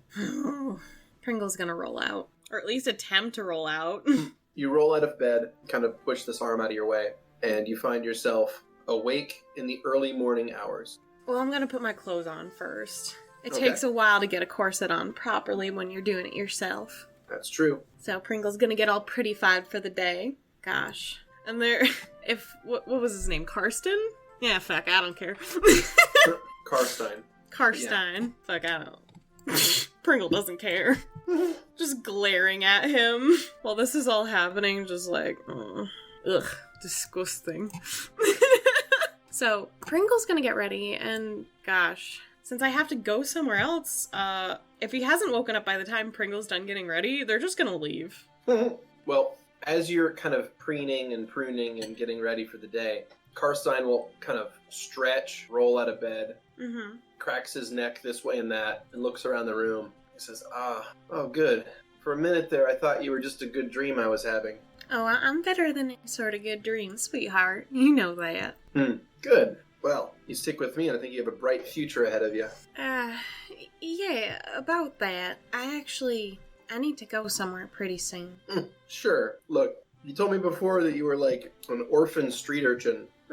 So, I don't know what kind of pressing business you have in some other city. But look, how's about I take you to see my boss, and I give you a proper introduction into the Syndicate? Alright, I suppose, but I will have to tell them that I do have to go somewhere eventually. It's for my lord. Yeah, it's my lord too now, remember? There is a slight twinge in Pringle's tail as they're smiling ever so sweetly at him. Of course I remember. How could I forget? Last night was so memorable. Inward screaming. It was real nice. It sure was. It was something. He goes to put on his outer clothes, and he takes much less time to get ready. Well, you can't expect a lady to get ready in 5 seconds. Come on. Well, he also seems to have a much lower standard of beauty. Fucking so ass. he slaps his clothes on and says, "All right, you ready preening up there?" Yeah. I'm done. I'm ready. Don't I look good? Pringle will do a little twirl just instinctively. He will slap you on the ass as you spin around. I mean, look, if you think that I'm going to make this guy redeemable in any way... Oh, I want to kill him already! Oh! He needs to die! Okay.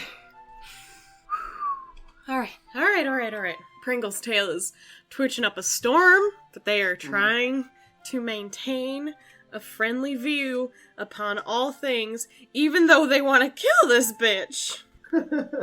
But it's fine. It's fine. It's fine. Alright, so he says, yeah, you're looking great. Great. He opens the door and kind of gives you a really exaggerated sweeping arm gesture as if to indicate after you. Pringle walks outside the door like haughtily. If you can't see their face, they're rolling their fucking eyes. She's not impressed. Well, of course not. So he closes the door behind both of you, and the two of you go down into the main area of the inn, and he is going to probably buy some small amount of rations for the morning, probably some smoked meat and some bread. He's going to inquire if you're hungry as well. Yeah, I could have something small. Probably tears a chunk off of his bread and hands it to you. Great. I know, right? So glad to get a chunk of your bread. Woo! Got him. Oh, I can't wait to kill him. I want to kill him so bad. Okay. Well, sugar, that is just so sweet of you. Well, I don't want you to eat too much. It might mess up that figure you got going on. I want to kill him! I'm gonna kill him! I mean, I can keep going. I can keep making it worse. I figured... Must maintain, Pringle. You must maintain and be strong for your lord. There is a reason you are here on this earth. It is for your Lord and Savior. And it will be fine. Alright, so he leads you outside and he gets his horse from where it was stabled the previous night, trots it out, kind of brushes it off a little bit, and then goes ahead and jumps on the saddle. He offers you an arm to hold on to climb up into the saddle. Yeah, Pringle will grab it. Might as well. Okay. Alright, you hop into the saddle behind him, and he sort of trots you guys off into a different direction, into a different part of the city. Okay. A little while later, you find yourself in an area of town where the houses look quite a bit nicer than the slums you grew up in. Alright. It may not be the richest part of town. It's certainly much more well off than where you were from. Alright. He shows up at a estate house, and he has a guard that's standing out front take the reins of the horse, and the two of you, dismount. And it's like, yep, this is it. Big time. He puffs his chest out as if he's extra proud of the place. Pringle's just smiling and nodding as they let themselves off the horse and actually gently pat the horse too in thanks for the ride. Pringle's not a savage. Now, just let me do the talking, alright? Of course. Because, I don't know. They might have a few questions about you, Why? because of the... Innocent blinks. He's going to flick the end of one of your horns. Oh. This and that. He flicked it? Yeah. Dude! I know. What the fuck is wrong with this guy? He's a prank. He's a bitch! I hate him! I can't wait to kill him! I want to turn all his friends against him and murder him. Okay. So he leads you into the building, Mm-hmm. and inside you find a well-appointed, upper-class living abode. It's a very nice area inside, and there are servants and other guards that are sort of milling about. Okay. They sort of regard Karstein kind of as if he's a greasy smudge on the ground. So it's not like he has a lot of clout here, apparently. He's sort of a street tough who is allowed into this part of the Syndicate. So Pringle's observing this. Right. Make a perception check. Oh, I would love to. I'm sure that'll go great. Oh, yeah, Pringle's perception's fucking It's amazing, fucking right? shit. Oh, 20? 20. Yeah. Wow. Good job. Not a nat 20 for listeners. It's unnatural. Just like Pringle. Nailed it. Who got him? Yeah. All right. So you notice this, that he apparently seems to be regarded somewhat poorly in here, and people are kind of looking down their noses at him. He So- strides his way... Go ahead. I think Pringle, if they're walking behind him, Mm-hmm. they're going to curtsy politely to every person they pass. Okay. Just to be already an example of sweetness to just Right. passerbyers even. Just so they already have, like, this air of, this person's already better than this asshole. Yeah, for sure. Pringle's feeling a little bit better. Just a little bit. So you enter into an office, and inside you see that the office has a table placed in the middle of the room that has a large amount of papers and maps strewn across it. Okay. There's notes and inkwells spread all over as well. It looks like this is an area where someone has been planning something. Inside, you see, aside from a couple of pretty nondescript guards, you see two people. Okay. Oh, they look nice. They both look nice. So, I like the girl. Karstein... what? I like the girl, though. Oh, I figured you would. Yep. So Karstein will walk into the room, and he's just kind of like, "Hey, Wexler." They both, when he says that, they both turn and look. Interesting. The male speaks up. "What is it, Karstein?" "I brought you guys a gift. See, look." He takes a step out of the way. He reaches out and pinches one of your cheeks. He says, "Isn't she just the cutest little thing?" Pringle The two... will take a second and smile, and then step sideways away from him so that their cheek is free. But they're still smiling.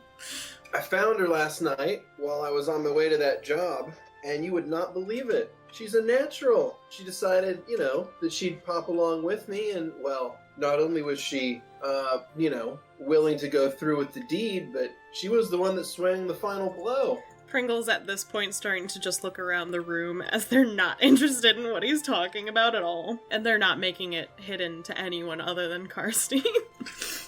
So the male will look at Karstein and say, "So you're telling me that on a very sensitive operation we sent you on, you grabbed a random person off the street and had her perform the task that we had tasked you to do?" At that, Karstein will kind of stammer a little bit. He's like, "You don't understand. I mean, there was, like, reasons that I brought her along." A small smirk is appearing on Pringle's face. Their face is turned away from Karstein, but they glance over to the man with the hat. Mm-hmm. They have a bit of a side-eye look, but a smirk. They're just listening. At that, the female will speak up and say, "So you're saying that she's skilled, but you just grabbed her off the street and thought that she was trustworthy enough to take on a sensitive operation?" At that, Karstein's kind of stammer again. He's like, "I mean, look, the job's done, all right? The job's done, and I thought that I'd, make an official introduction. I think she made a good impression on me, He sort of seems to have regained a little bit of his bravado as he says that. Pringle's still not looking at him, but they have a very visible eye roll towards the other two.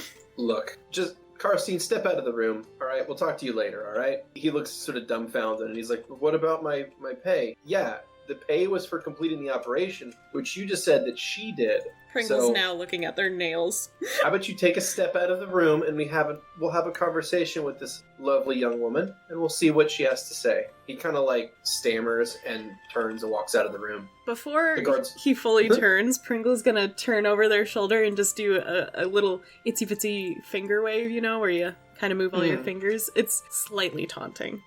Yeah, of course. He walks out of the room, and the guards close the door behind him. Oh my fucking god, I'm so glad he's gone.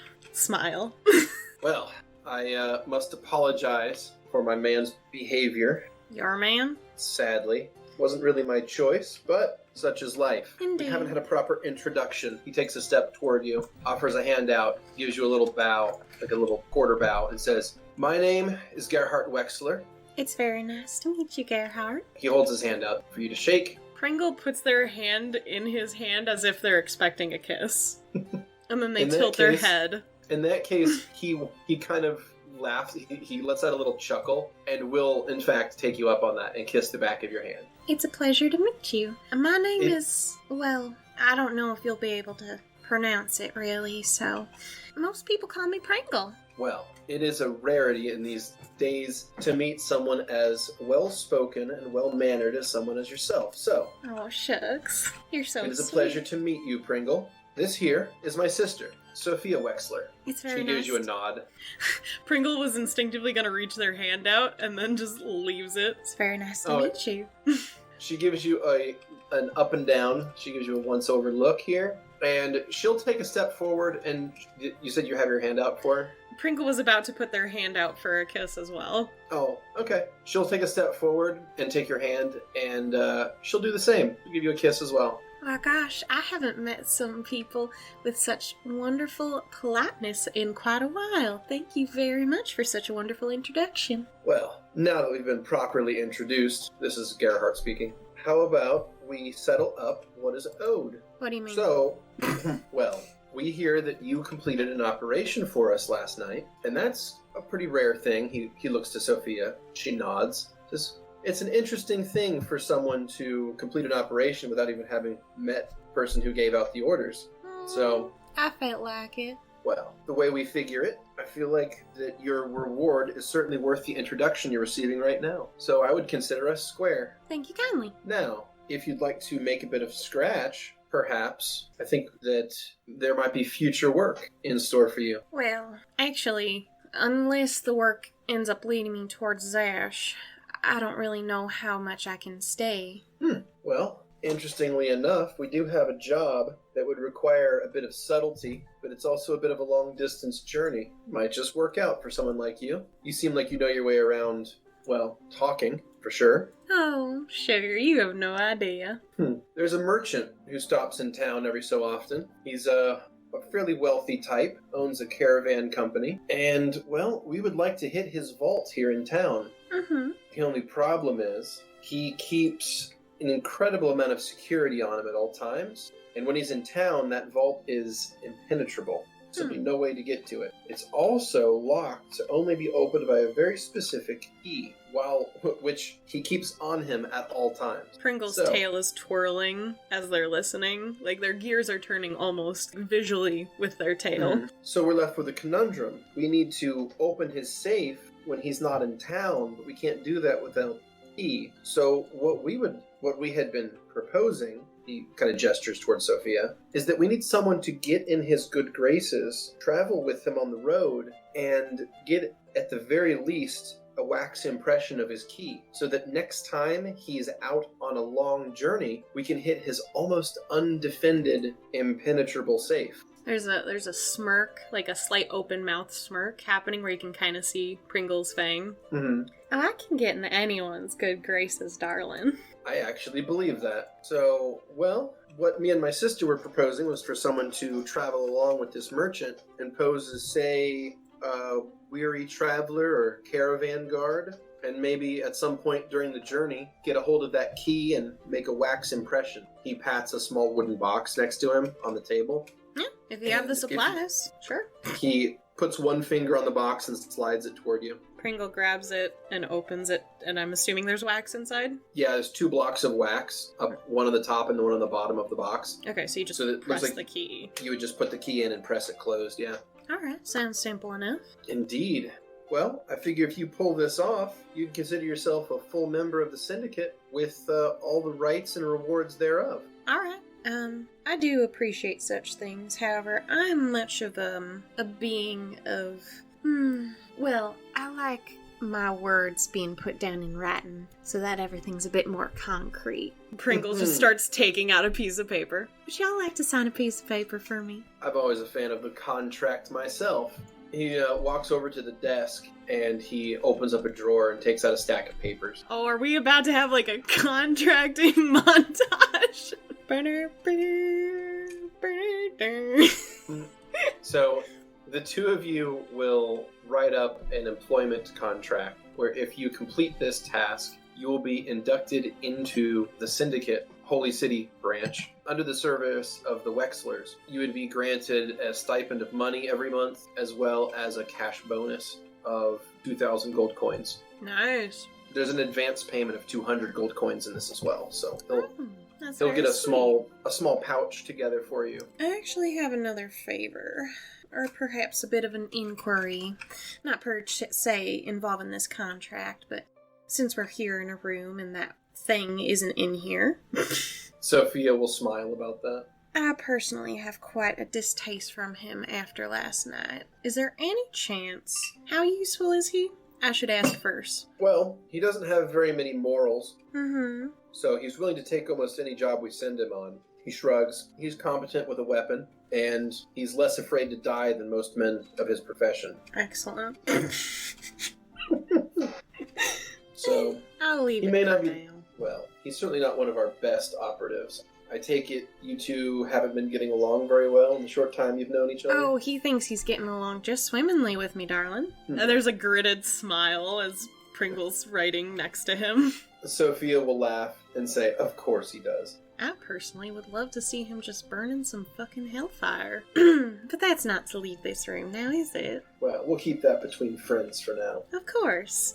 Pringle is just riding away, but their tail is starting to twitch. So he pushes the employment contract in front of you and says, so what do you say? I would like to read through it first to make sure there isn't any sort of issues that I'm agreeing to, and or if I can find loopholes in it eventually. Sure. Make an intelligence check. Oh boy!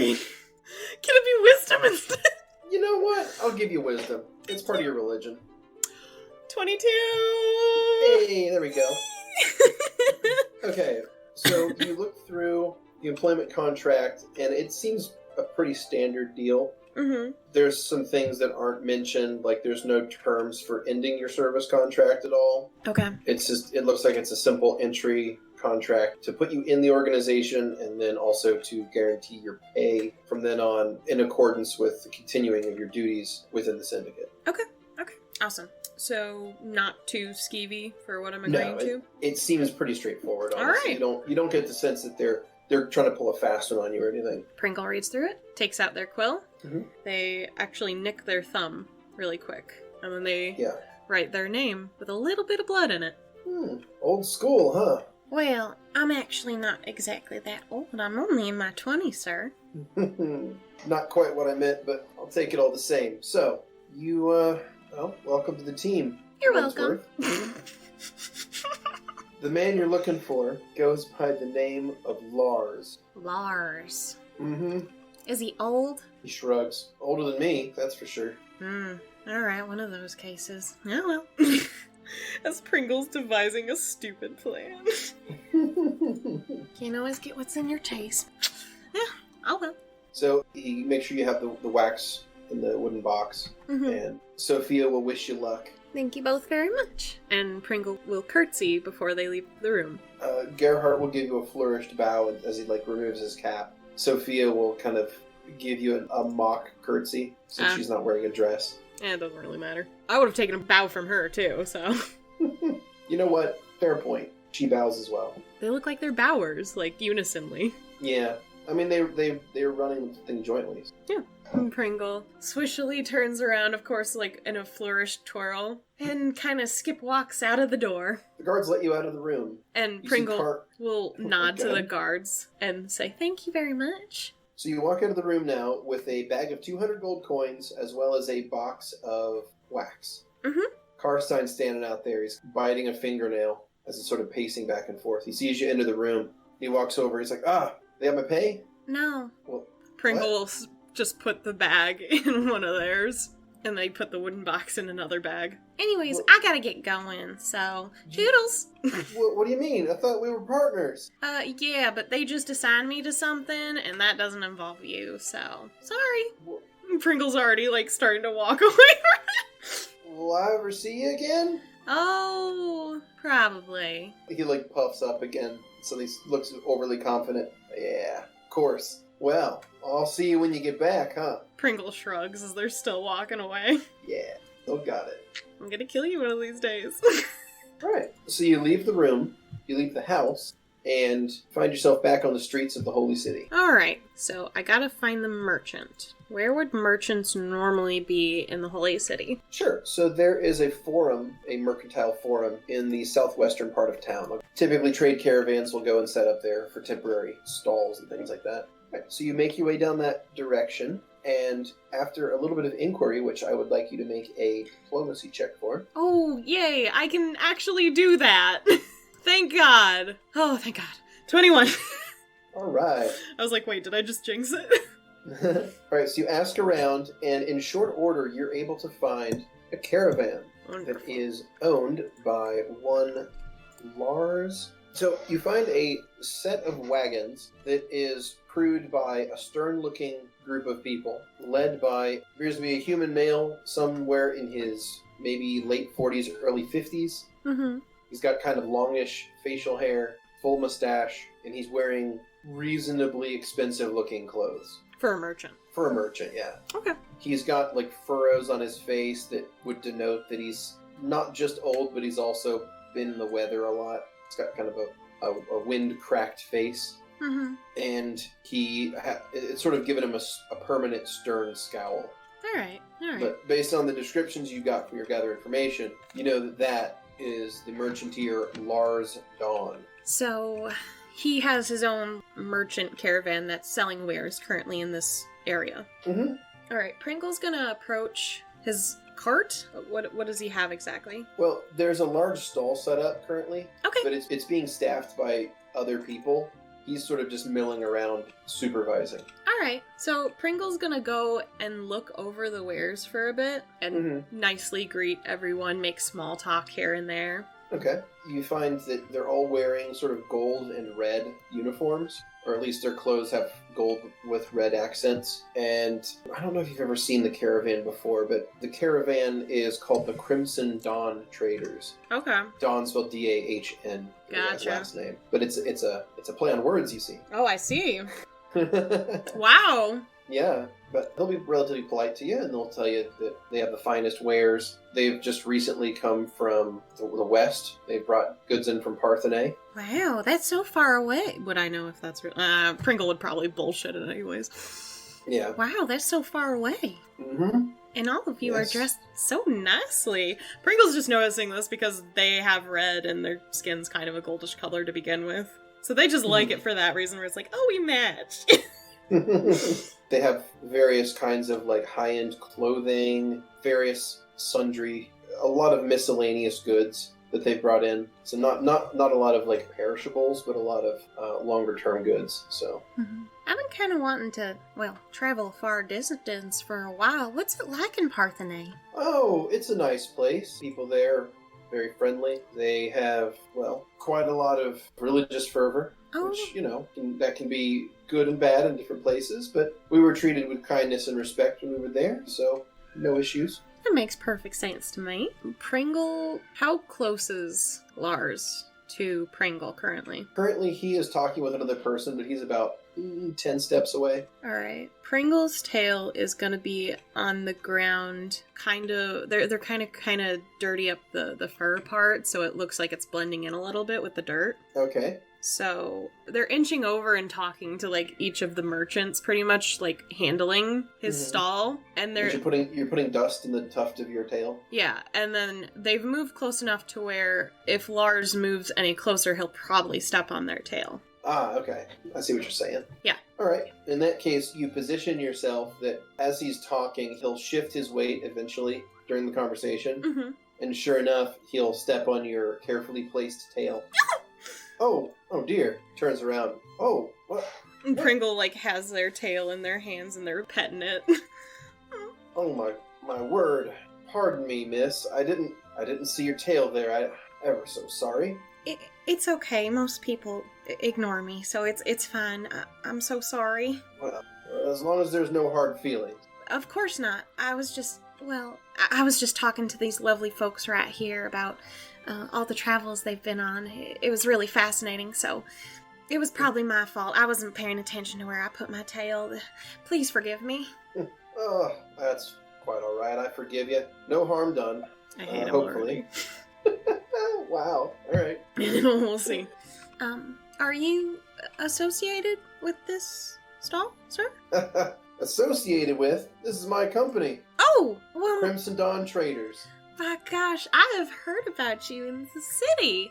It is such a lovely stall here. Well... I swear, we don't see you enough in this town. We get here when we can, but trade roads are long, and, they only go as fast as we can get them to go, says as he, pats a wagon next to him. Wow. I've always wanted to go traveling. What's it like? Well, between the inclement weather, bandit attacks, Oh, bandit tariffs attacks? the tariffs you have to pay every time you go into a city, Oh. well, it's enough to drive most people crazy. But I've managed to make it work and created something profitable out of it. Wow, Sugar, that's so wonderful. Good for you. Yeah, well... Now, you said you had problems with bandit attacks? Oh, from time to time, bandits, wandering monsters, that sort of thing. They can be problematic on some of the roads. Well, I hate to ask this, but do you have anyone, protecting your goods? Sure, we have a guard force that travels along with caravans. Gotcha. Don't you worry about us. We'll be fine. Alright, well, I was just gonna offer some help otherwise, because I'm really good at destroying things. I flutter. Sure. Well, that's mighty kind of you. Pringle's a fairly small person, right? Oh, yeah. Yeah. She's like 5'2". Yeah, like he does not seem impressed with your physicality, so he doesn't really seem to think that your request has much merit based on the way he's looking at you. Well, that's mighty kind of you to offer, but the guards that I have on staff, they get us by. Alright, if you say so. I was mostly looking for a group to travel with, if anything, to kind of hone my skills. And Pringle takes out their mace and twirls it with only 2 fingers for some reason. Okay. It should be a lot heavier than that. Oh yeah, so he's gonna make a roll for that one. So, let's not. You know what? I think our caravan could use someone maybe like yourself. The wages might not be that great. Oh, don't worry about that too much. I mostly want to be able to travel with people and, maybe get a family on the way or something like that. Who knows? He rubs his chin and kind of mutters to himself, "Unpaid intern." It's like, I think there's a spot for you here after all. That was easy. He offers his hand out to you to shake and says, "The name's Lars." Oh, well, my name's Pringle. It's so good to meet you. And Pringle will hold out their hand like he's supposed to kiss it. He doesn't kiss it. Well, Pringle will awkwardly shake it. Yeah. Well, Miss Pringle, do you want to go and stow any gear you have over there in the... He points out one of the wagons. In that wagon over there and make some introductions. Sure. We're actually bound for the trade city of Xerith after this. Well, that sounds perfect. Oh my gosh, I'm so excited. Alright, I'm gonna just put my stuff over there. Thank you so much, sir. Mm-hmm. You will not regret it. I will keep you so safe. I'm sure you will. Pringle skip over to the area he pointed out and pretend to put things down. They don't have a lot on them. Yeah, okay. So you go over to that and you stow any gear that you don't want to immediately carry. Yeah. You can spend the rest of the day introducing yourself to the other members of the caravan. Oh, for sure. Pringle will do that. And the rest of the day works its way through without much incident. People come in and buy goods. Other merchants will arrive that are wearing the same colored clothes as the people to here, that arrive with barrels and sacks of other goods that they picked up while they were in town. They're all stowed onto various wagons and carriages, and everything is locked up for the night. Lars will tell you that the group's going to be heading out in the early morning, so feel free to sleep in one of the sleeper wagons, or if you want, they'll set up a couple tents out here. But the whole caravan in total is about 30 people. Wow. Yeah, he's got a fairly decent-sized caravan. So it's 6 wagons, thereabout. Do any of them have a hard top to them? 2 of them are carriages, the other 4 are soft-sided. Well, if possible, Pringle might want to sleep on the roof of one. Okay.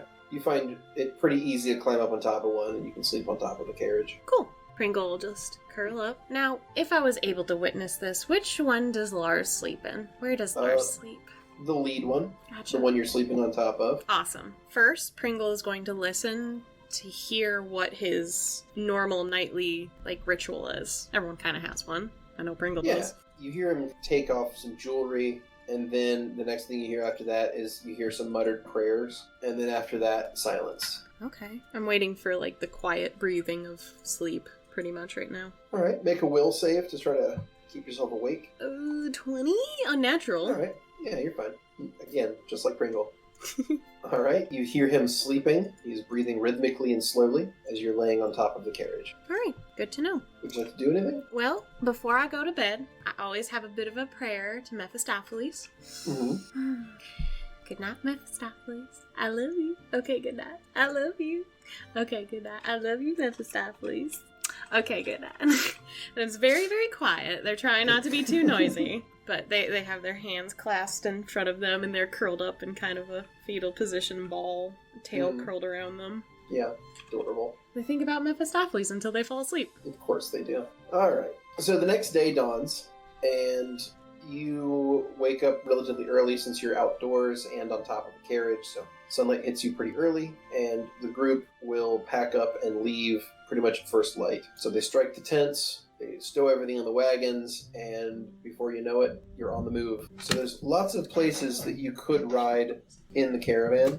Mm-hmm. Is Lars sitting with anyone as he's riding? Lars is sitting on the front in the shotgun seat of the very first wagon. Okay. So he's actually on the same wagon that you're on still, and he's in the shotgun seat. There's a driver, a professional driver, actually driving the carriage. Pringle's gonna stay on the roof, Mm-hmm. but they're gonna be chatting to him. Okay. You make polite conversation with him, and he seems like a gruff but kind older man. He doesn't seem to begrudge you your race or anything. That's nice. That is nice. He'll explain that he's been a caravaneer for basically his entire life. He started out as a guard, and then he apprenticed one of the merchants. And then from there, he ended up working his way up the organization until eventually he owned the whole caravan himself. He says he's worked every job that the caravan has. He knows the inside and out of everything. And he's seen every bit of this continent, inside and out, as far as he can think. He's been everywhere. He says he's seen every kind of city, seen all kinds of different sorts of people. And you get a sense that that's probably why he doesn't judge you very harshly based on the fact that you're a tiefling. That's nice. It's because he's seen lots and lots of different kinds of folks in his life. Okay. So, what do they say? The greatest cure for racism is travel. Is that what people say? It's a saying I've heard before. Oh, okay. The surest cure for racism is traveling. So he is a relatively friendly dude. Kind of gruff exterior, but you get the sense that he's a fair, decent person. So this is just day one still, right? Yeah. Okay. So the more Pringle's talking, like at first they're just on top. They're laying on their belly, their chins propped up on their fists. Mm-hmm. And they're just chatting, but as time goes on through the day, they're slowly hanging down more and more to talk to him. Yeah. At first it's like, oh, of course this is his job, and then it's like, oh, this guy's super fun to talk about. He has so much experience. And he doesn't hate me, and he doesn't want to do bad things to me or insult me, it seems. So, this is fine. And Pringle might try to do some tricks with their tail to amuse him for the ride. What sort of tricks do you do with your tail? Like, if they're able to, pick stuff up, if there's... Oh, Pringle could take off a couple of their bracelets and throw them in the air as their tail catches it. Stuff like that. That's nice. He'll be somewhat entertained by that. Go ahead and make a performance check. No! Why? Because you're going to do a performance. But I don't even have that on my thingy. I know. So what do I do? Charisma? Yeah, you believe in charisma. Yeah, 20. 22 pitches. Alright. Yep. Net 20. So, yeah, you put on a little show for him, and he is very happy with you. He actually comments that you are the nicest traveling companion that he has gotten in years. Oh, sugar, you can't mean that. I'm sure all the people you journey with are super sweet. He can't think of the last time he had someone who insisted on traveling with him as a guard, insisted on not being paid, and was also entertaining to boot. Well, So, I will be honest, there's no one quite like me in this world, it seems. well, he's going to say that if things go as well as he hopes that there's a permanent position for you here on this caravan for as long as you want it. Sugar, you are so sweet. I'll think about it. Pringle will just give a sweet little wink. All right, so unless you have anything else you'd like to do specifically, I'll go ahead and advance some time. Nah. If he gets distracted or needs to look at the road, Pringle will just sit there and think about Mephistopheles, and then whenever he's ready to talk again, Pringle will be there, all excited to chatter with him. All right, so you all travel for quite a little ways here, and some days are going to pass.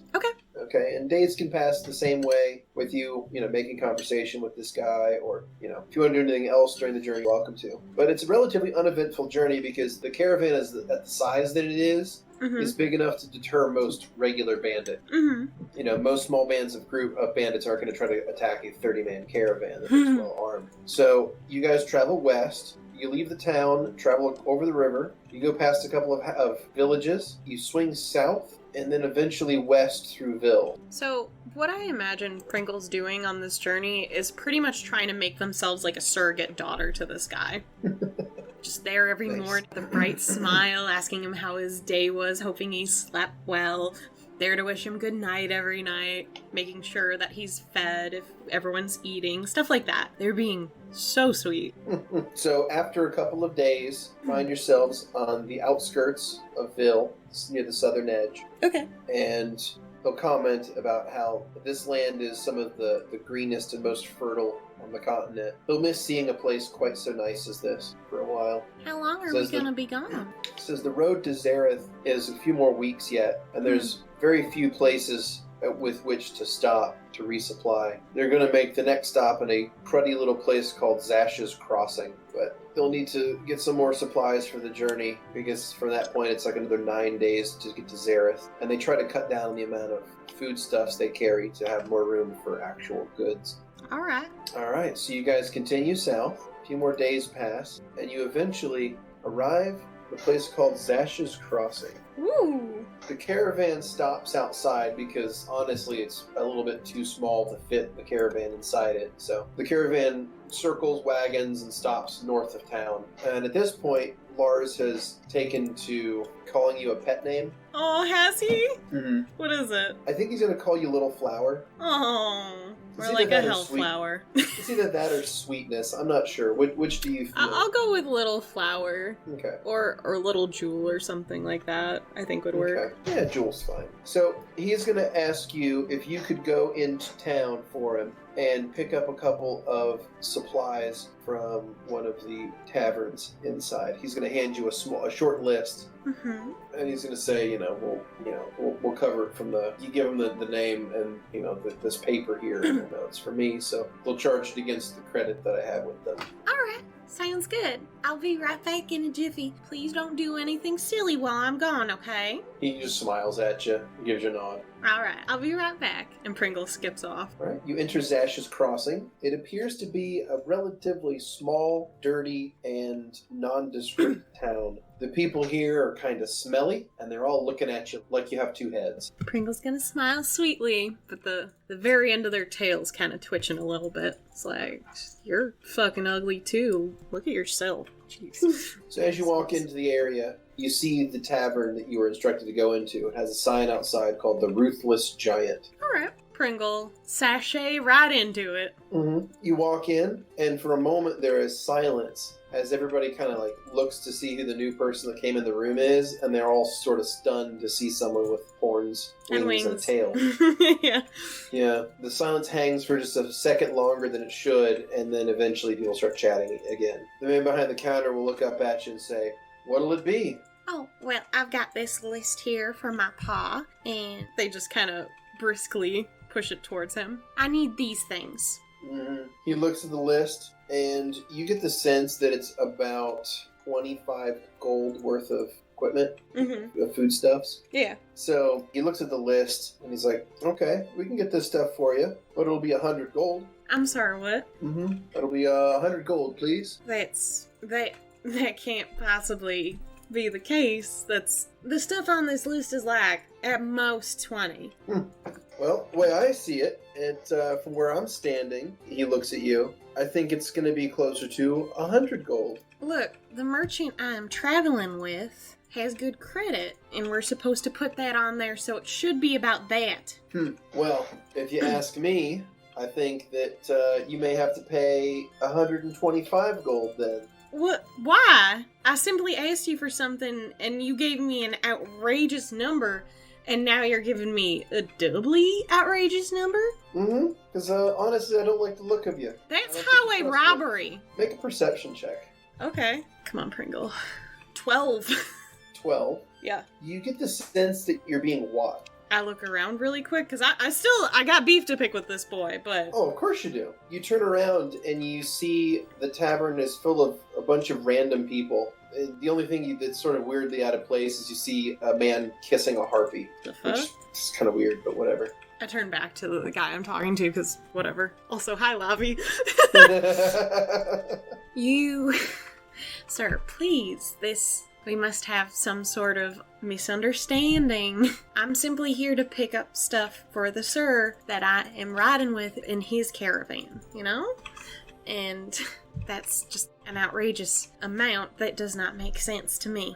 I'd like you to make a diplomacy check. By God, I can. 17? 17. He kind of like grumbles a bit and says, well, we can call it 50. That's fine. Pringle throws their fucking coins down with much aggression. All right. He takes 50 gold coins out of your pouch and says that he'll have his men load up your caravan. Thank you. Pleasure doing business with you. But he leaves off any kind of honorific. He doesn't call you miss or ma'am or anything. He just says, pleasure doing business with you, and then kind of like, Yeah. you know. And Pringle just turn. Ugh. Do I have to stay in this tavern, or can I stomp out like I want to? Or you can stomp out. I'm gonna Yeah, stomp you can get out. of there. You stomp out. Just pouting, going back to the caravans. Mm-hmm. You go back to the circle of wagons there at the top of the north of town. Pringle obviously looks distressed when they come back. You see that Lars sees you approach. What seems to be the problem? You look like someone's done you a bit of a disservice. The guy, look, I don't want to mess with any of your business, but the guy at the tavern, well, he tried to sell me the goods for 100 gold, and then when I complained, he tried to sell it for 125. That is absurd. Well, I hope he knows that he's lost himself a customer. Yeah. We'll do our business with others from here on out. Let him starve. Come here. He holds his arms out. Pringle, they're still got crossed arms, but they put their head into his chest. He pulls you into a hug and he's like patting the back of your head. There. It'll be all right. I'm sorry that some people are so foul. It's okay. It's just, I don't know. I guess I got really used to you being so wonderful with me. I guess I forgot. I'm sorry. Thanks gives for you all like your a- help, Pa. He kind of stammers for a second. Well, sure. It's good to have you along with us. He kind of Interesting. straightens up a bit, pats you on the shoulder, and goes back to what he was doing. Pringle's now, like, thinking, like, okay, so that was the wrong move. So what does he prefer? the gears are turning. Yeah, I imagine your tail's on that clockwork move again. Yeah, it goes in swirls when they're thinking. I love that the fact that we've made Pringle's tail, like, a visual for their actual emotions. Well, sure. I mean, I feel like all of your characters have to have a barometer, right? Kind of. Like, you've got Soul's ears, you've got Pringle's tail, and you've got, Kailani's got big ears as well. Kailani has fish things. Yeah, but they are expressive. Yeah, this is true. They're not that big, though. Not like Soul. And then Rizen's gonna have big ears as well. Well, to them. So, it's I think everybody's got expressive features. Lavi fluffs up. Yep. Pedor's the least expressive, past Moo. No, Moo's pretty expressive, I think. Yeah. Just awkward. Awkward but expressive. Sure. Pedor's probably the least expressive out of all the characters because they don't know how to emotion yet fully. Yeah, I can see that. Pedro's just not that good at emoting. They'll get there eventually. Mm-hmm. My cute So little you, feral child. Alright, so everyone will load back up into the caravan, and eventually people will stop in with boxes and barrels for your supplies for the next leg of your journey. Pringle will try to help out where they can. Oh, and you do. You're very good help. Pringle's strong. Yeah, she is. It's just once in a while they'll do something where it looks like it's way too heavy for them, and they'll put it over somewhere lightly and then turn to... They'll turn to Lars and smile. As if like, look, I'm doing good. He's very pleased with you. So the caravan loads up and moves on before the sun even comes down. Well, I, for one, don't want to go back to this city ever again. Mm-hmm. Now, as you left the town, like, the caravan, one of the things it does when it makes a stop is it resupplies, and it also will pick up passengers. Mm-hmm. So, a couple passengers get picked up, and you guys continue traveling south. Did I see them? No, you didn't pay attention. Okay. Who gives a shit what passengers are with the caravan? It's true. I got a mission to do. You got a mission, and you're all the way up in the front of the caravan talking with the caravan master the whole time. The passengers all stay in the... Caboose.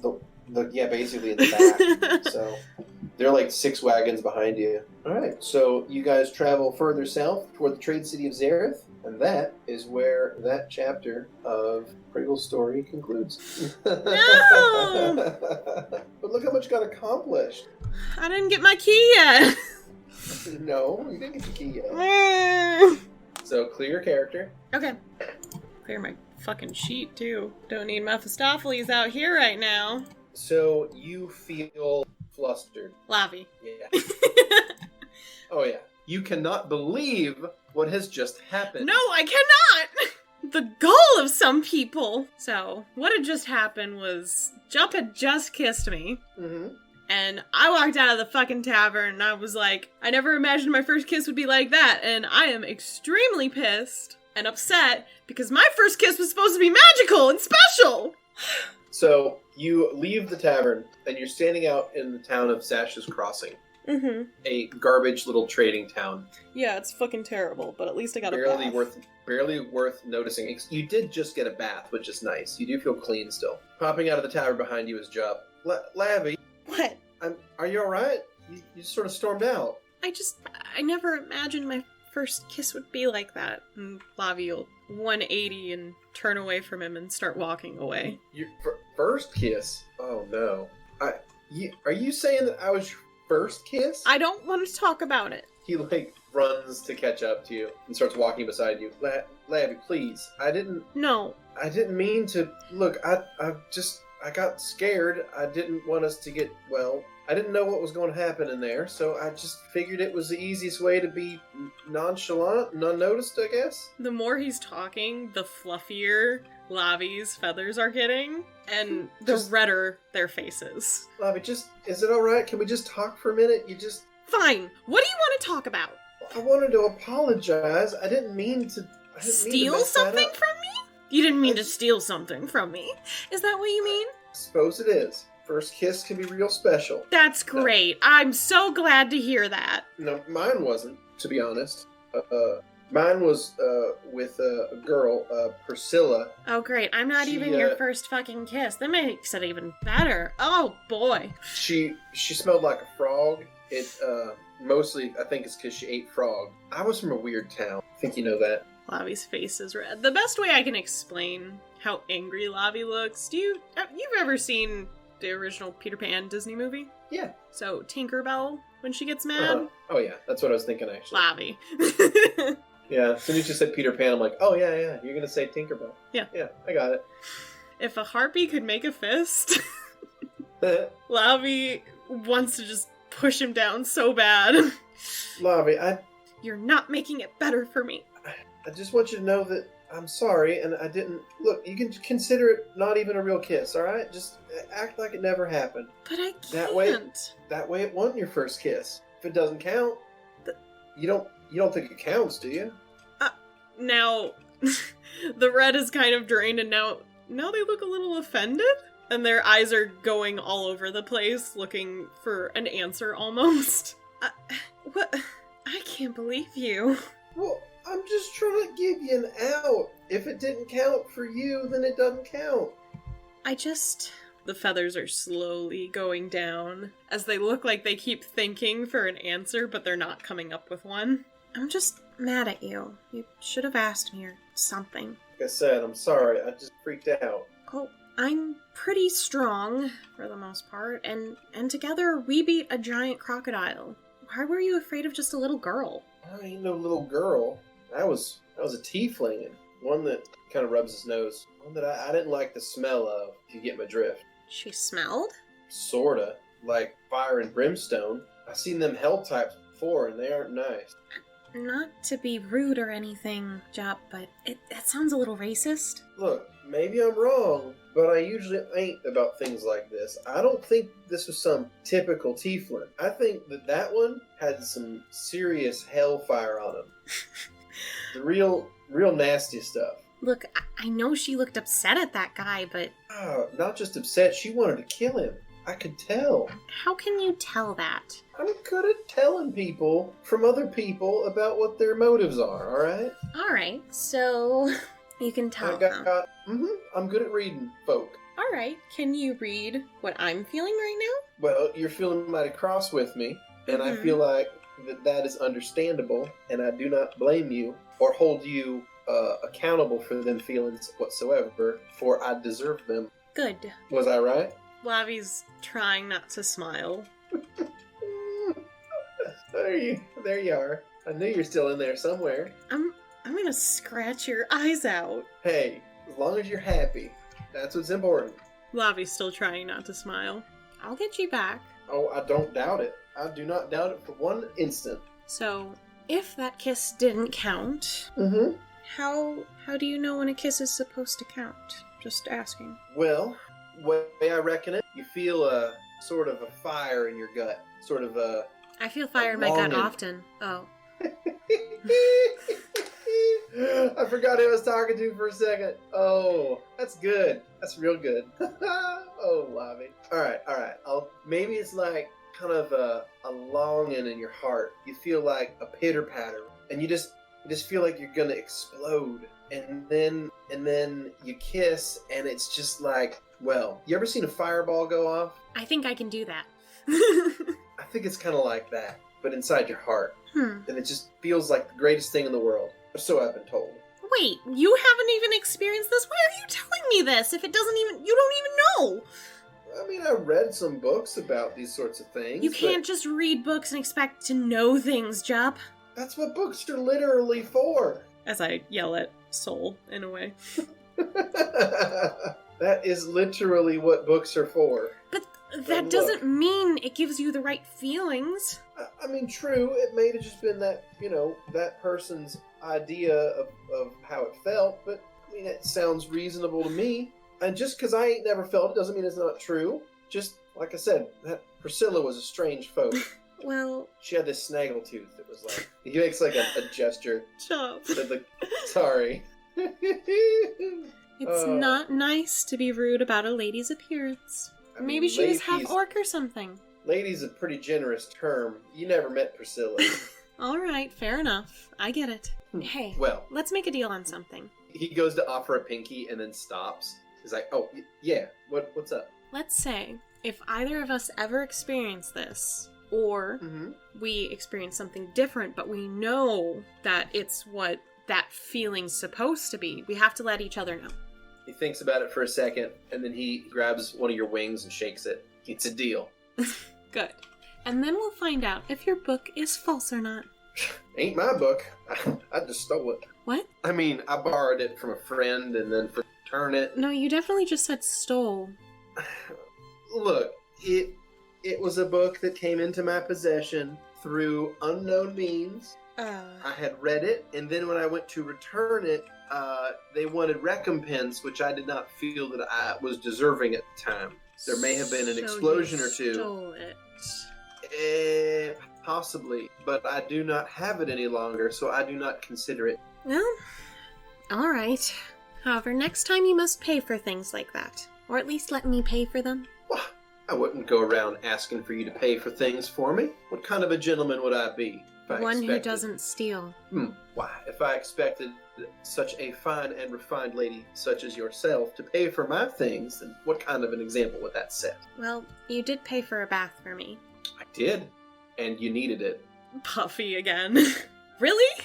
Though You're going back to that. I will say, though, you do smell significantly better. Oh, but not the best, is what you're telling me. He clears his throat, leans in, and smells your hair. Joe? No, you know what? I think that you may just smell the best right now. Well, good. I better smell better than your snaggletooth half-orc predestined first kiss. I mean, I think that most anything smells better than Priscilla did. Well, so. then I smell the best. Well, if we're only counting people of which I have kissed, which I believe we have ruled that ours did not count, then you are not even technically applicable to that comparison. Right. Right? Right. Of course. Anyways, we should start finding a way to head down south. It's a long journey. Sure you want to go all the way there? If it's for Pidge, it's worth it. She's my everything. I know, and I said I'd help you find her, and I mean it. So I'm with you every step. Thank you, Jupp. And Lavi will kind of softly brush the ends of one of their wing feathers against his shoulder side area. Quite all right. Now, best way we can get there is, well, figure we got two options. We either buy ourselves, well, I guess in this case, we buy ourselves one horse, because figure you can fly. And then I ride south and you fly. Or we find ourselves a caravan heading the same direction, and we pay to go along with them. That'd be a cheaper option, and frankly be safer. Safer? Might take a little longer, though. Well, Jupp, I can't expect you to continuously ride a horse, and how dangerous are the roads? I mean, I heard there are ogres. You don't really want to get on the Ogres? wrong side of ogres. He nods. Yeah, some of the terrain between here and Xerith can get real rough. There's this ogre clan that lives out there that, well, they eat folk. I don't want to get at, so... They eat people? Mm-hmm. Bones and all, from what I hear. Yeah, you can say that again. Not even the worst stuff I hear that they do, but I wouldn't say such things in the presence of a lady. Thanks. Eating people isn't the worst? His eyes kind of get big and he shakes his head. No. Oh, I hate to be that person, but I don't really understand what could be worse than getting eaten. Well, sometimes the ogres, they do things to captives before they eat them, and then after they kill them, and then they eat them. And then they do things with each other, including, like, close family, too. Like, they just sort of do anything with anybody and everybody. There is such an innocent and confused blinking from Lavi. Okay. It's pretty rough, and it's honestly kind of skeezy, so he kind of, like, pulls at his collar. Is there anything else you want to talk about? Because... Oh, right. Well, I don't really want to get eaten, so I hate that it'll take more time, but I'd rather you be safe. So, let's go with the caravan? Alright, well, let's look around and find one, shall we? Yeah, let's. He offers his arm out to you. Lavi looks at it, unsure how to grab it with their wing.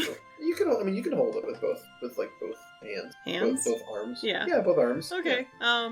Okay, Lavi will do that.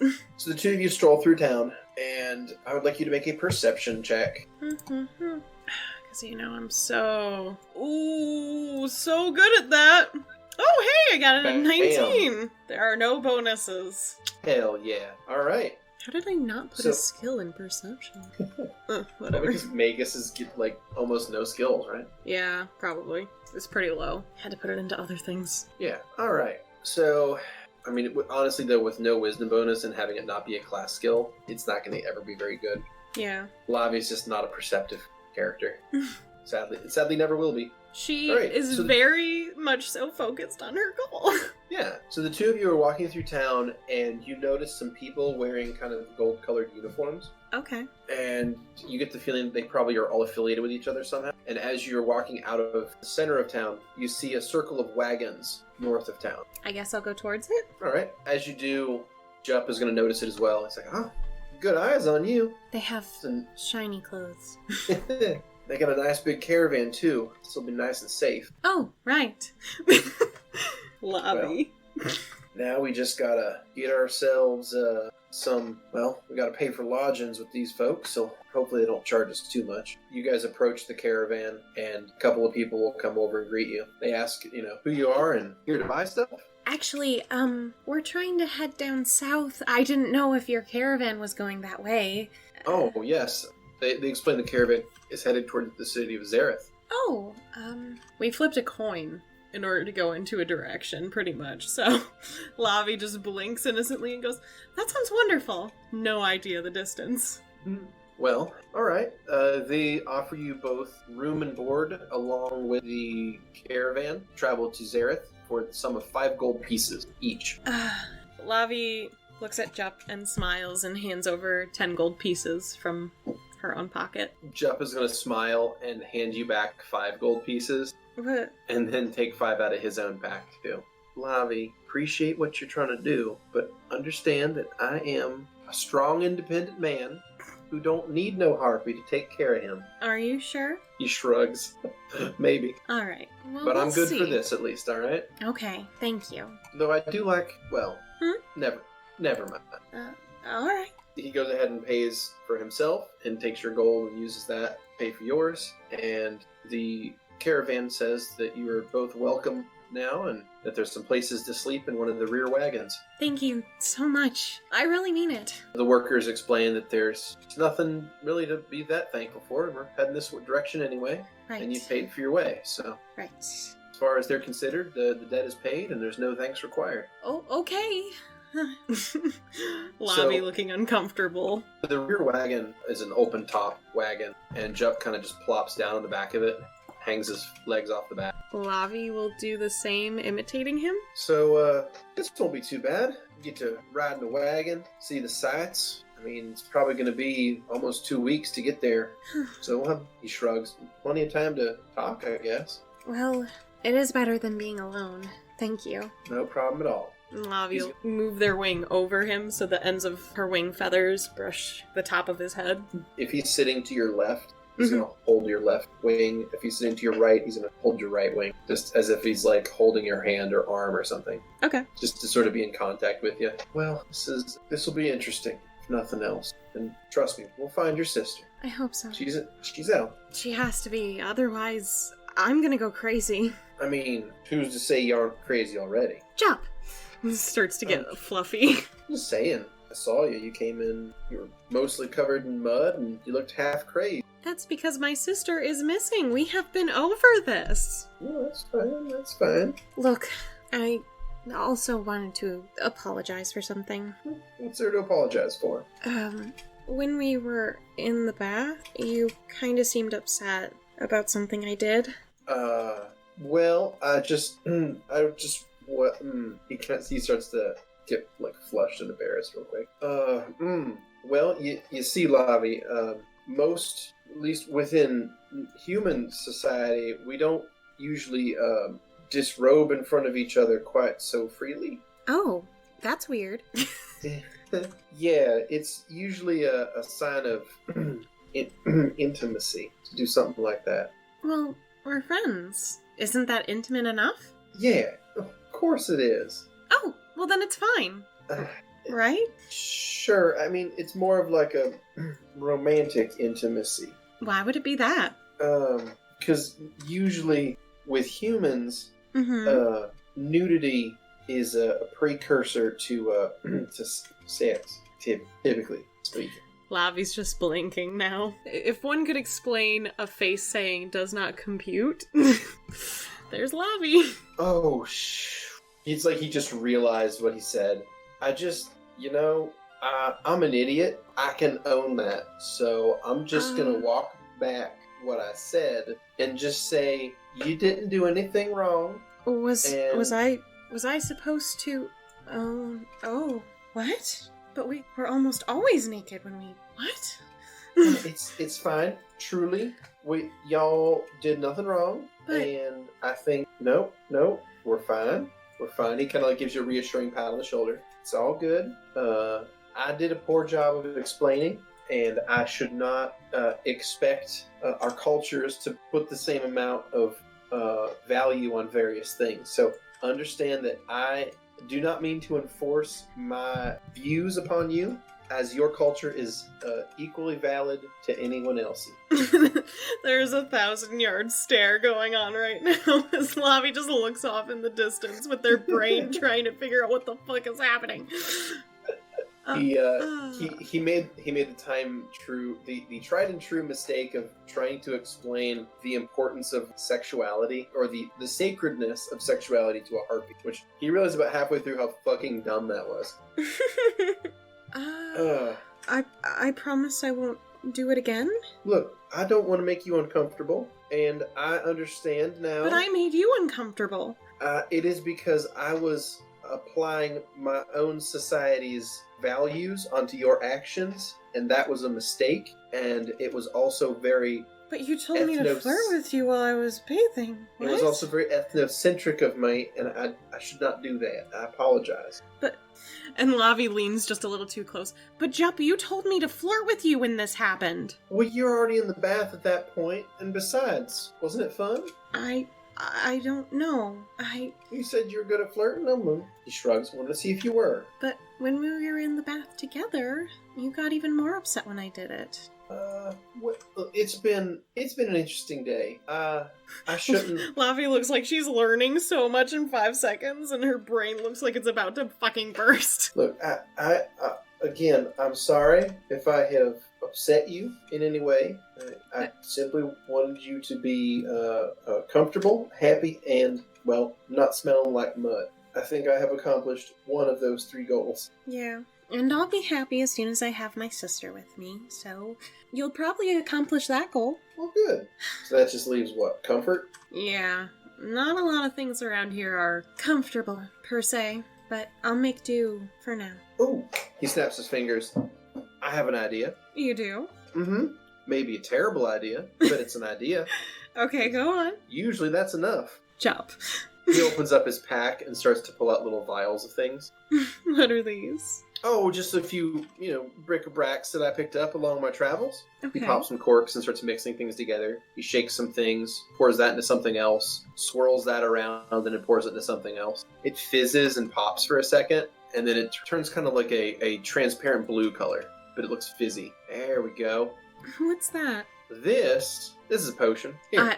Oh. He hands it to you. Lavi will grab it with their wings.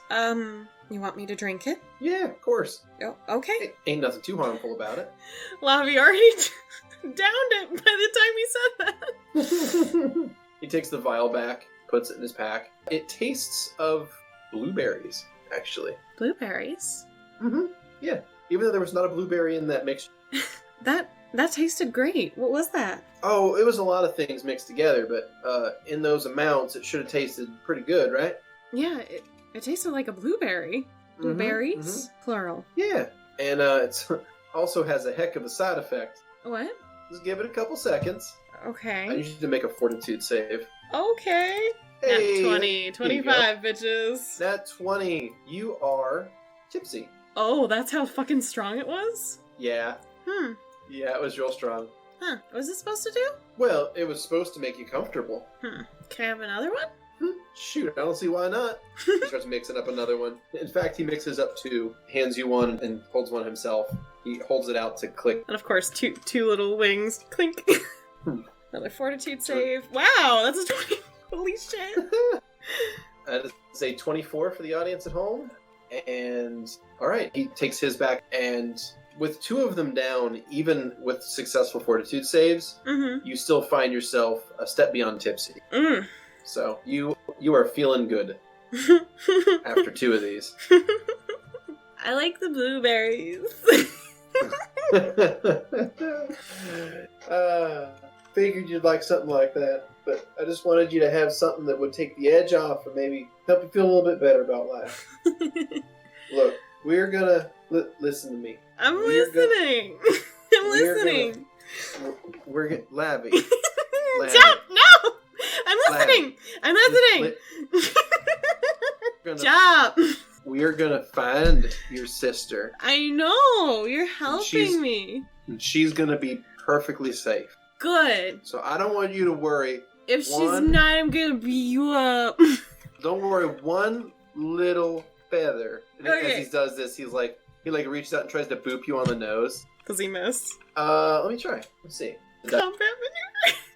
One little feather on your body. Don't you worry, none. We'll find her and she'll be just right as rain. Good. And if anything happens to her, I'm gonna kill the son of a bitch that kidnapped her. And I will personally take a bomb and I will shove it up his ass. Oh, Jackie, you are gonna be in trouble. What do you think this creep looks like? I don't know. Somebody that buys harpies? I don't know what kind of a person to do that, but he sounds pretty messed up to me. So, if we find him... What if he's a vampire? He gets real scared about that. He's like, I don't know. It's a vampire, we could... Or what if it's an ogre? Wait, I don't want my sister with these people. Why am I saying this? Oh no. Hey, Lavi. He moves in and kind of puts an arm around you. Lavi, Yes. it'll be all right. Job. We'll find her. She'll be okay. Lavi will nuzzle into his. Well, he has his arm around her, right? Yeah. Yes. Lavi will nuzzle into his shoulder neck area. Okay. Can't see it, but he's blushing. No, and Lavi wouldn't notice at this point. Would not notice, but you're also not looking at it. But he begins to flush. Yeah. We'll find her. No worries at all. And he's gonna kind of lean his head in and rest it on top of yours. Thanks for being such a great friend, Jupp. I've never had someone who just likes me for just being my friend and not wanting anything from me. It's nice. Yep, that's exactly the kind of person I am. You sound funny. You sound funny. Nuh-uh. He kind of shoves you. How dare you? Do you know how popular I am? I could get 1,000,000 harpies on your ass right now with the swish of my wing. Sure you can. I could. If you could, then you'd need Jupp's help to find your sister. Who said I told anyone I left, bitch? You think they would have let me go? No. I'm pretty, and people don't like Pidge for some stupid reason. Well, it sounds like those people are superficial and The worst. The worst. All they want to do is sleep with me. Like, what? That is shallow and frankly kind of sad. Right? I mean, who just meets someone and thinks, man, I want to just, you know? Like, what? I don't. Good. Thank you. Couldn't understand that in a million years. Good. You gotta meet somebody and you gotta talk to them and you gotta know them and you gotta learn them. Yeah, you gotta learn them. And then once you learn them, then you can develop, feelings, but you gotta learn them first. You know what I mean? You know what I mean? You know what I mean, right? Actually, I don't. Awkward laughing. Well, it just means that you gotta love somebody. You gotta learn them. You gotta meet them and know who they are and what they like. Yeah, but how do you know when you love someone? Is this like the kissing thing? Probably. That sounds like so much effort. Look, if you figure it out, you tell me, alright? I mean, you're supposed to tell me if you figure it out, okay? It's a deal. Deal. If we figure it out, we tell the other. I mean, don't tell any of the harpies, okay? But... What? What is it? What is it? Lavi, what is it? I always promised myself that I would never like anyone unless they were nice to Pidge. Every single person who's ever met Pidge has proved to me that I shouldn't like anyone. Wow. That's really sad. Yeah. Lavi? Yeah. I'm sorry for people. Me too. I'm sorry for Priscilla. Me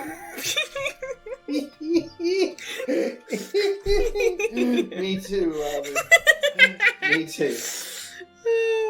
You should have seen the look on her face. She had, her eye was like, you know what, never mind. Did you break her heart?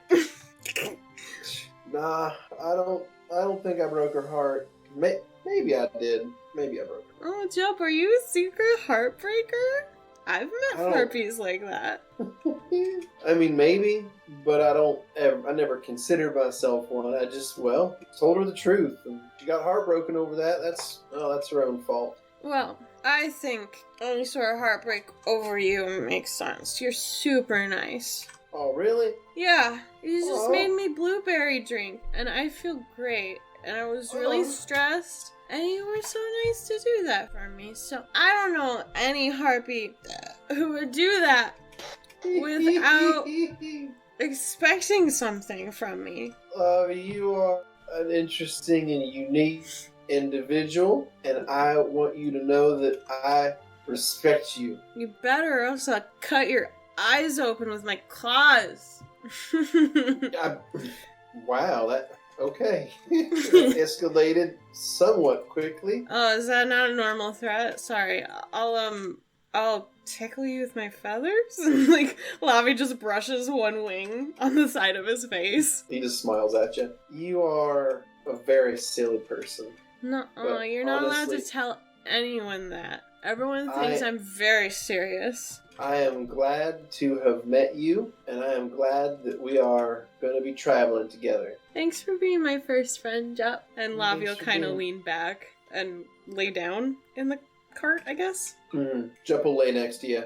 You kind of stare up. And like I said, this was an open-topped one, so you're staring at the sky. Yeah. Jupp will lay there next to you. Hey, Lavi. Yeah, Jupp. Thanks for being my friend, too. You're welcome. You ever stare at clouds? Constantly. I'm in the sky normally. Oh, that's right.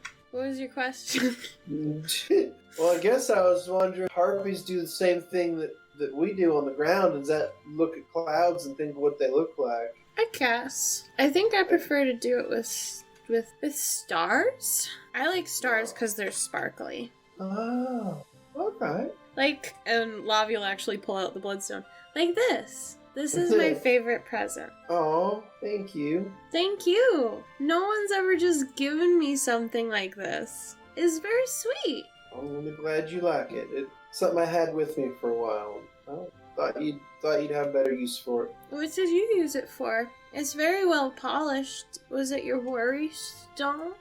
Kinda, yeah. Some days I just hold it in my hand when I'd walk. What were you worried about? Lots of stuff, I guess. I wasn't always the well-rounded and well-spoken individual that you see before you today. You are very educated, Jupp. You're so smart. I just read some books, that's all. Very smart. Thank you. You're welcome. Now, if you could imagine, before those days, I was perhaps a somewhat awkward child. You were awkward, Jupp? No. True. And in those days, I had that stone that you're carrying now. I would rub upon it, and it'd make me feel, less anxious, I guess. Well, why don't I be your worry stone now, since you gave me this? I will calm you down whenever you're upset and worried. Wait, am I supposed to rub on you? No, where'd you get that? Well, that's what I would do with my worry stone, and you said that you would be my worry stone, and now I'm confused. That's not what I meant. I meant... You want... Lavi, that's very forward of you. I just said it's not what I meant. Lavi, I already gave you a bath earlier. Yeah, and then you gave me a kiss that didn't count at your point. Lavi sticks her tongue out at him. What if I gave you a massage that didn't count? What? You said I could rub on you, so what if I do that? Does that not count? I can't imagine that it would. Well, good. Then it doesn't count. Oh, okay. You flip over. Oh, okay. Lavi flips over? Jupp scooches up and starts to, rub on your back. You're feeling stressed right now? What? Well... I mean, a little bit. Oh. I guess I kind of have some anxiety, and I feel like, that maybe things aren't working out exactly how I thought they would in my life, and maybe that's giving me some anxiety. Well, and I should be your worry stone. That's real nice. If you want, you can talk about it. If not, we can just enjoy the quiet. Okay. So he is going to perform a back massage. Yeah, how good is that? Because I've had back massages for mimics, and that was fucking shitty. Well, hopefully this is not a back massage from a mimic. God, so would I be pissed. You go ahead. He did a really good job. He did a good job? Yeah. Oh, that's nice. I'm glad. Yeah. He actually gets some muscle tension out of your back. Lavi's back is probably filled with fucking knots, actually, from all the stress they've been feeling for Pidge. Mm-hmm. All the stress and the flying, yeah. He works a lot of the tension out. You actually feel a lot better. Huh. How was that, Lavi? It actually feels really good. I have a question for you. Well, go ahead. No, as the DM. Oh, go ahead. Could harpies do back massages? I assume it would be a lot different, of course, since there's no thumbs, but I don't know if that would even work. I mean, they could. They would have to curl their talons in, but yeah, they could. It's probably something they don't normally do because of that. Yeah, I don't know if Lavi had ever experienced something like this. Especially because they are not big on being touched by people, really. Well, anyone who's treated Pidge badly is just, blacklisted immediately. Yeah, it's like, get out of here. I don't want your presence, slut. Yeah. So, wow, that was actually really nice. Yeah, you think so? Yeah, I've never had a, what did you call it? Well, it's a back massage. I've never had a back massage. Well, I guess it's something handy about having the hands. Sorry for the pun, I guess. No, it's fine. Do you like having hands? I mean, do you like having wings? Yes. Well, I think we're about in the same boat then. I just wondered if you ever wanted something else instead. Than hands? Yeah. What else would I have? Wings. Oh, I see what you did there. I mean, I don't think we can trade, so don't... Oh, no, that's not what I meant. I was curious. I mean, I ain't never flown before, but I imagine it'd be interesting. But... Lavi kind of sits back a little and looks at him. Well, I don't actually have muck on me anymore. I might... Do you want to experience flying? What? Do you want to experience flying? I mean, can you carry that much? Can Lavi carry that much? I don't want to hurt you. I'm fairly strong. Well, I don't doubt that, but I mean, carrying somebody that and then flying ain't gonna be easy, right? I mean... I've seen other harpies do it. Oh, are you feeling up to it? I mean, it'll just be for a little bit, but why not try it? Unless you're scared. I mean, how about... Bok, bok, bok. Did you just... Lavi. Lavi raises her eyebrows at him. Lavi. Bok, bok. Lavi, you can't... Lavi, you can't do that. You said earlier that you don't want to ever be compared to a bird. I'm not. And then here you are clucking at me like a hen. How dare you? That's what you were doing. I'm just calling you a chicken. But what if you drop me and I die? I would never drop you. What if you accidentally drop me and I die? Then I'd catch you. And I'm not going to take us up that high. We'll go with baby flaps. Alright, fine. It just... Lavi stands up. Alright, now are you put out your... feeling alright? I think so. Alright. Do what now?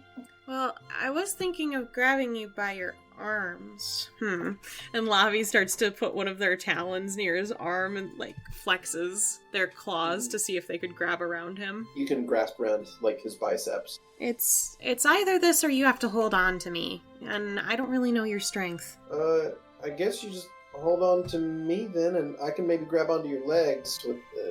Alright, just be gentle. Same to you. I mean, you're the one with the claws. Lavi will kind of have an evil smile and then kind of close them too close to his face really quick. Hey, that's not very nice. What are you gonna do about it? I mean, probably complain loudly. That's sort of how I do. But just... I'll be gentle. Come on, raise your arms. He holds his arms out straight from his sides. Alright, so what I'm gonna do is I'm just gonna lift him up slightly, just so that we're still above this carriage. Just so he can kind of feel what it's like to just be floating for a bit. And also because Lavi's like, I've never really carried anyone. I'm not gonna tell him that. I would like you to make a fly check. Can do. That was almost a nat one. 22!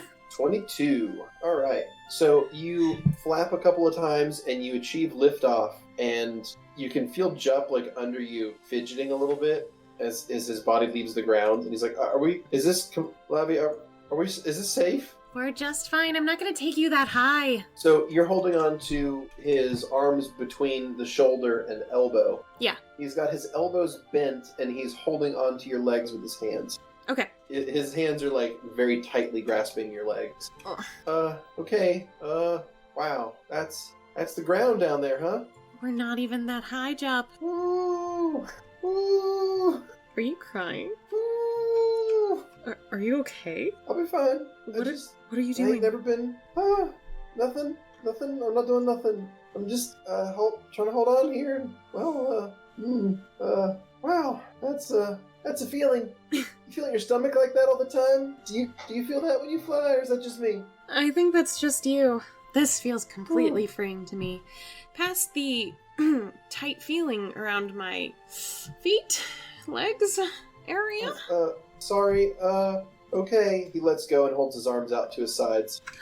I've still got you. See, I told you I was strong. Okay. This is certainly... Don't look at the ground. Look forward. Look at the sky. Okay. He looks directly up. That's a view too. What? Nothing? He stops looking straight up and looks straight forward. Nothing at all. Oh, okay. Anyways. So, is it nighttime or is the sun setting? The sun is setting right now. Look. So the sky is colored in a beautiful splash of oranges and reds. Look at that, though. This isn't something you see from the ground as easily. I guess not. It's wow, that's a big sunset. Mm-hmm. And if I took you even higher, it'd look even better. Are you gonna do that? No, not today. Oh, like I said, baby flaps. Okay. And Lavi will slowly, flap so that they get closer to the cart again, and lightly lets him down, and then releases him and flutters down next to him. He lays down, lays on his back, and he's has his hands on his chest. Okay, that was a feeling that I am not used to. I don't know if I mentioned this before, but I am not a fan of heights. Oh. In general, they are somewhat terrifying to me. I see. Well, I'm sorry, Jupp. Oh, no. I just wanted to share with you something that... It was a mighty kind thing you've done for me, and I appreciate the new experience. And it has given me an idea, one that I will be able to perform not today. Oh. Maybe just rest, bud. Thanks, I think I will do that. Lavi. Yes, Jupp? Thank you. For scaring the shit out of you? No. Thank you for being a good friend. Thanks for being my first. Sounds real nice. Hey, Lavi? Yes, Jupp? I thought you were going to bed. I mean, I'm gonna be soon, but I don't know, are you gonna stay up, or what are you gonna do? Would it make you feel better if I go to bed with you? I mean, it'd be nice, but you don't have to. Well, scoot over then. And Lavi will kind of perch down. He scooches over and makes room for you. So you sleep laying down like this, huh? Uh-huh. Alright, well, give me a second, and Lavi will kind of go on their side, but curl up quite a bit, with one wing over themselves. One wing over her face. Yeah. God. What? And birds. So Jupp will grab hold of you and pull you into a spoon. It says, "This is how we sleep." This is weird. Mm-hmm. How often do you do this? What, me? Yeah. Or people in general? No, you. You said this is what we do. I meant humans when they're sleeping in a bed. Oh. I was using a general we, not a... Gotcha. Not a me. I don't usually have a lot of folk that I travel with. I thought you hadn't really traveled. Yeah, true. There's a first for everything, Jupp. It's true. You still got a lot of firsts to look forward to. It's true. Like my first kiss. Yeah, exactly. Because you ain't never had one yet. It's true. I just gotta find the right person that treats Pidge right. Maybe That's right. someone will love me. Maybe. Good night, Lavi. Good night, Jupp. He pulls you in close and then fades to sleep. They're so cute. They're so cute. They're so cute.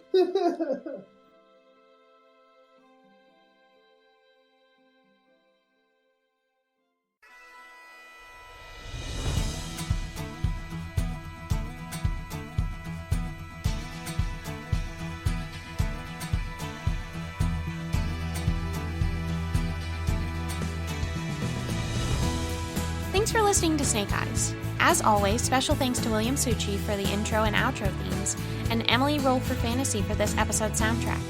Interested in following us on social media? Follow us on Twitter at CheckPleaseDND. Or, want to support the podcast and be part of the Czech Republic? Go to our Patreon under the Czech Republic. Until next time!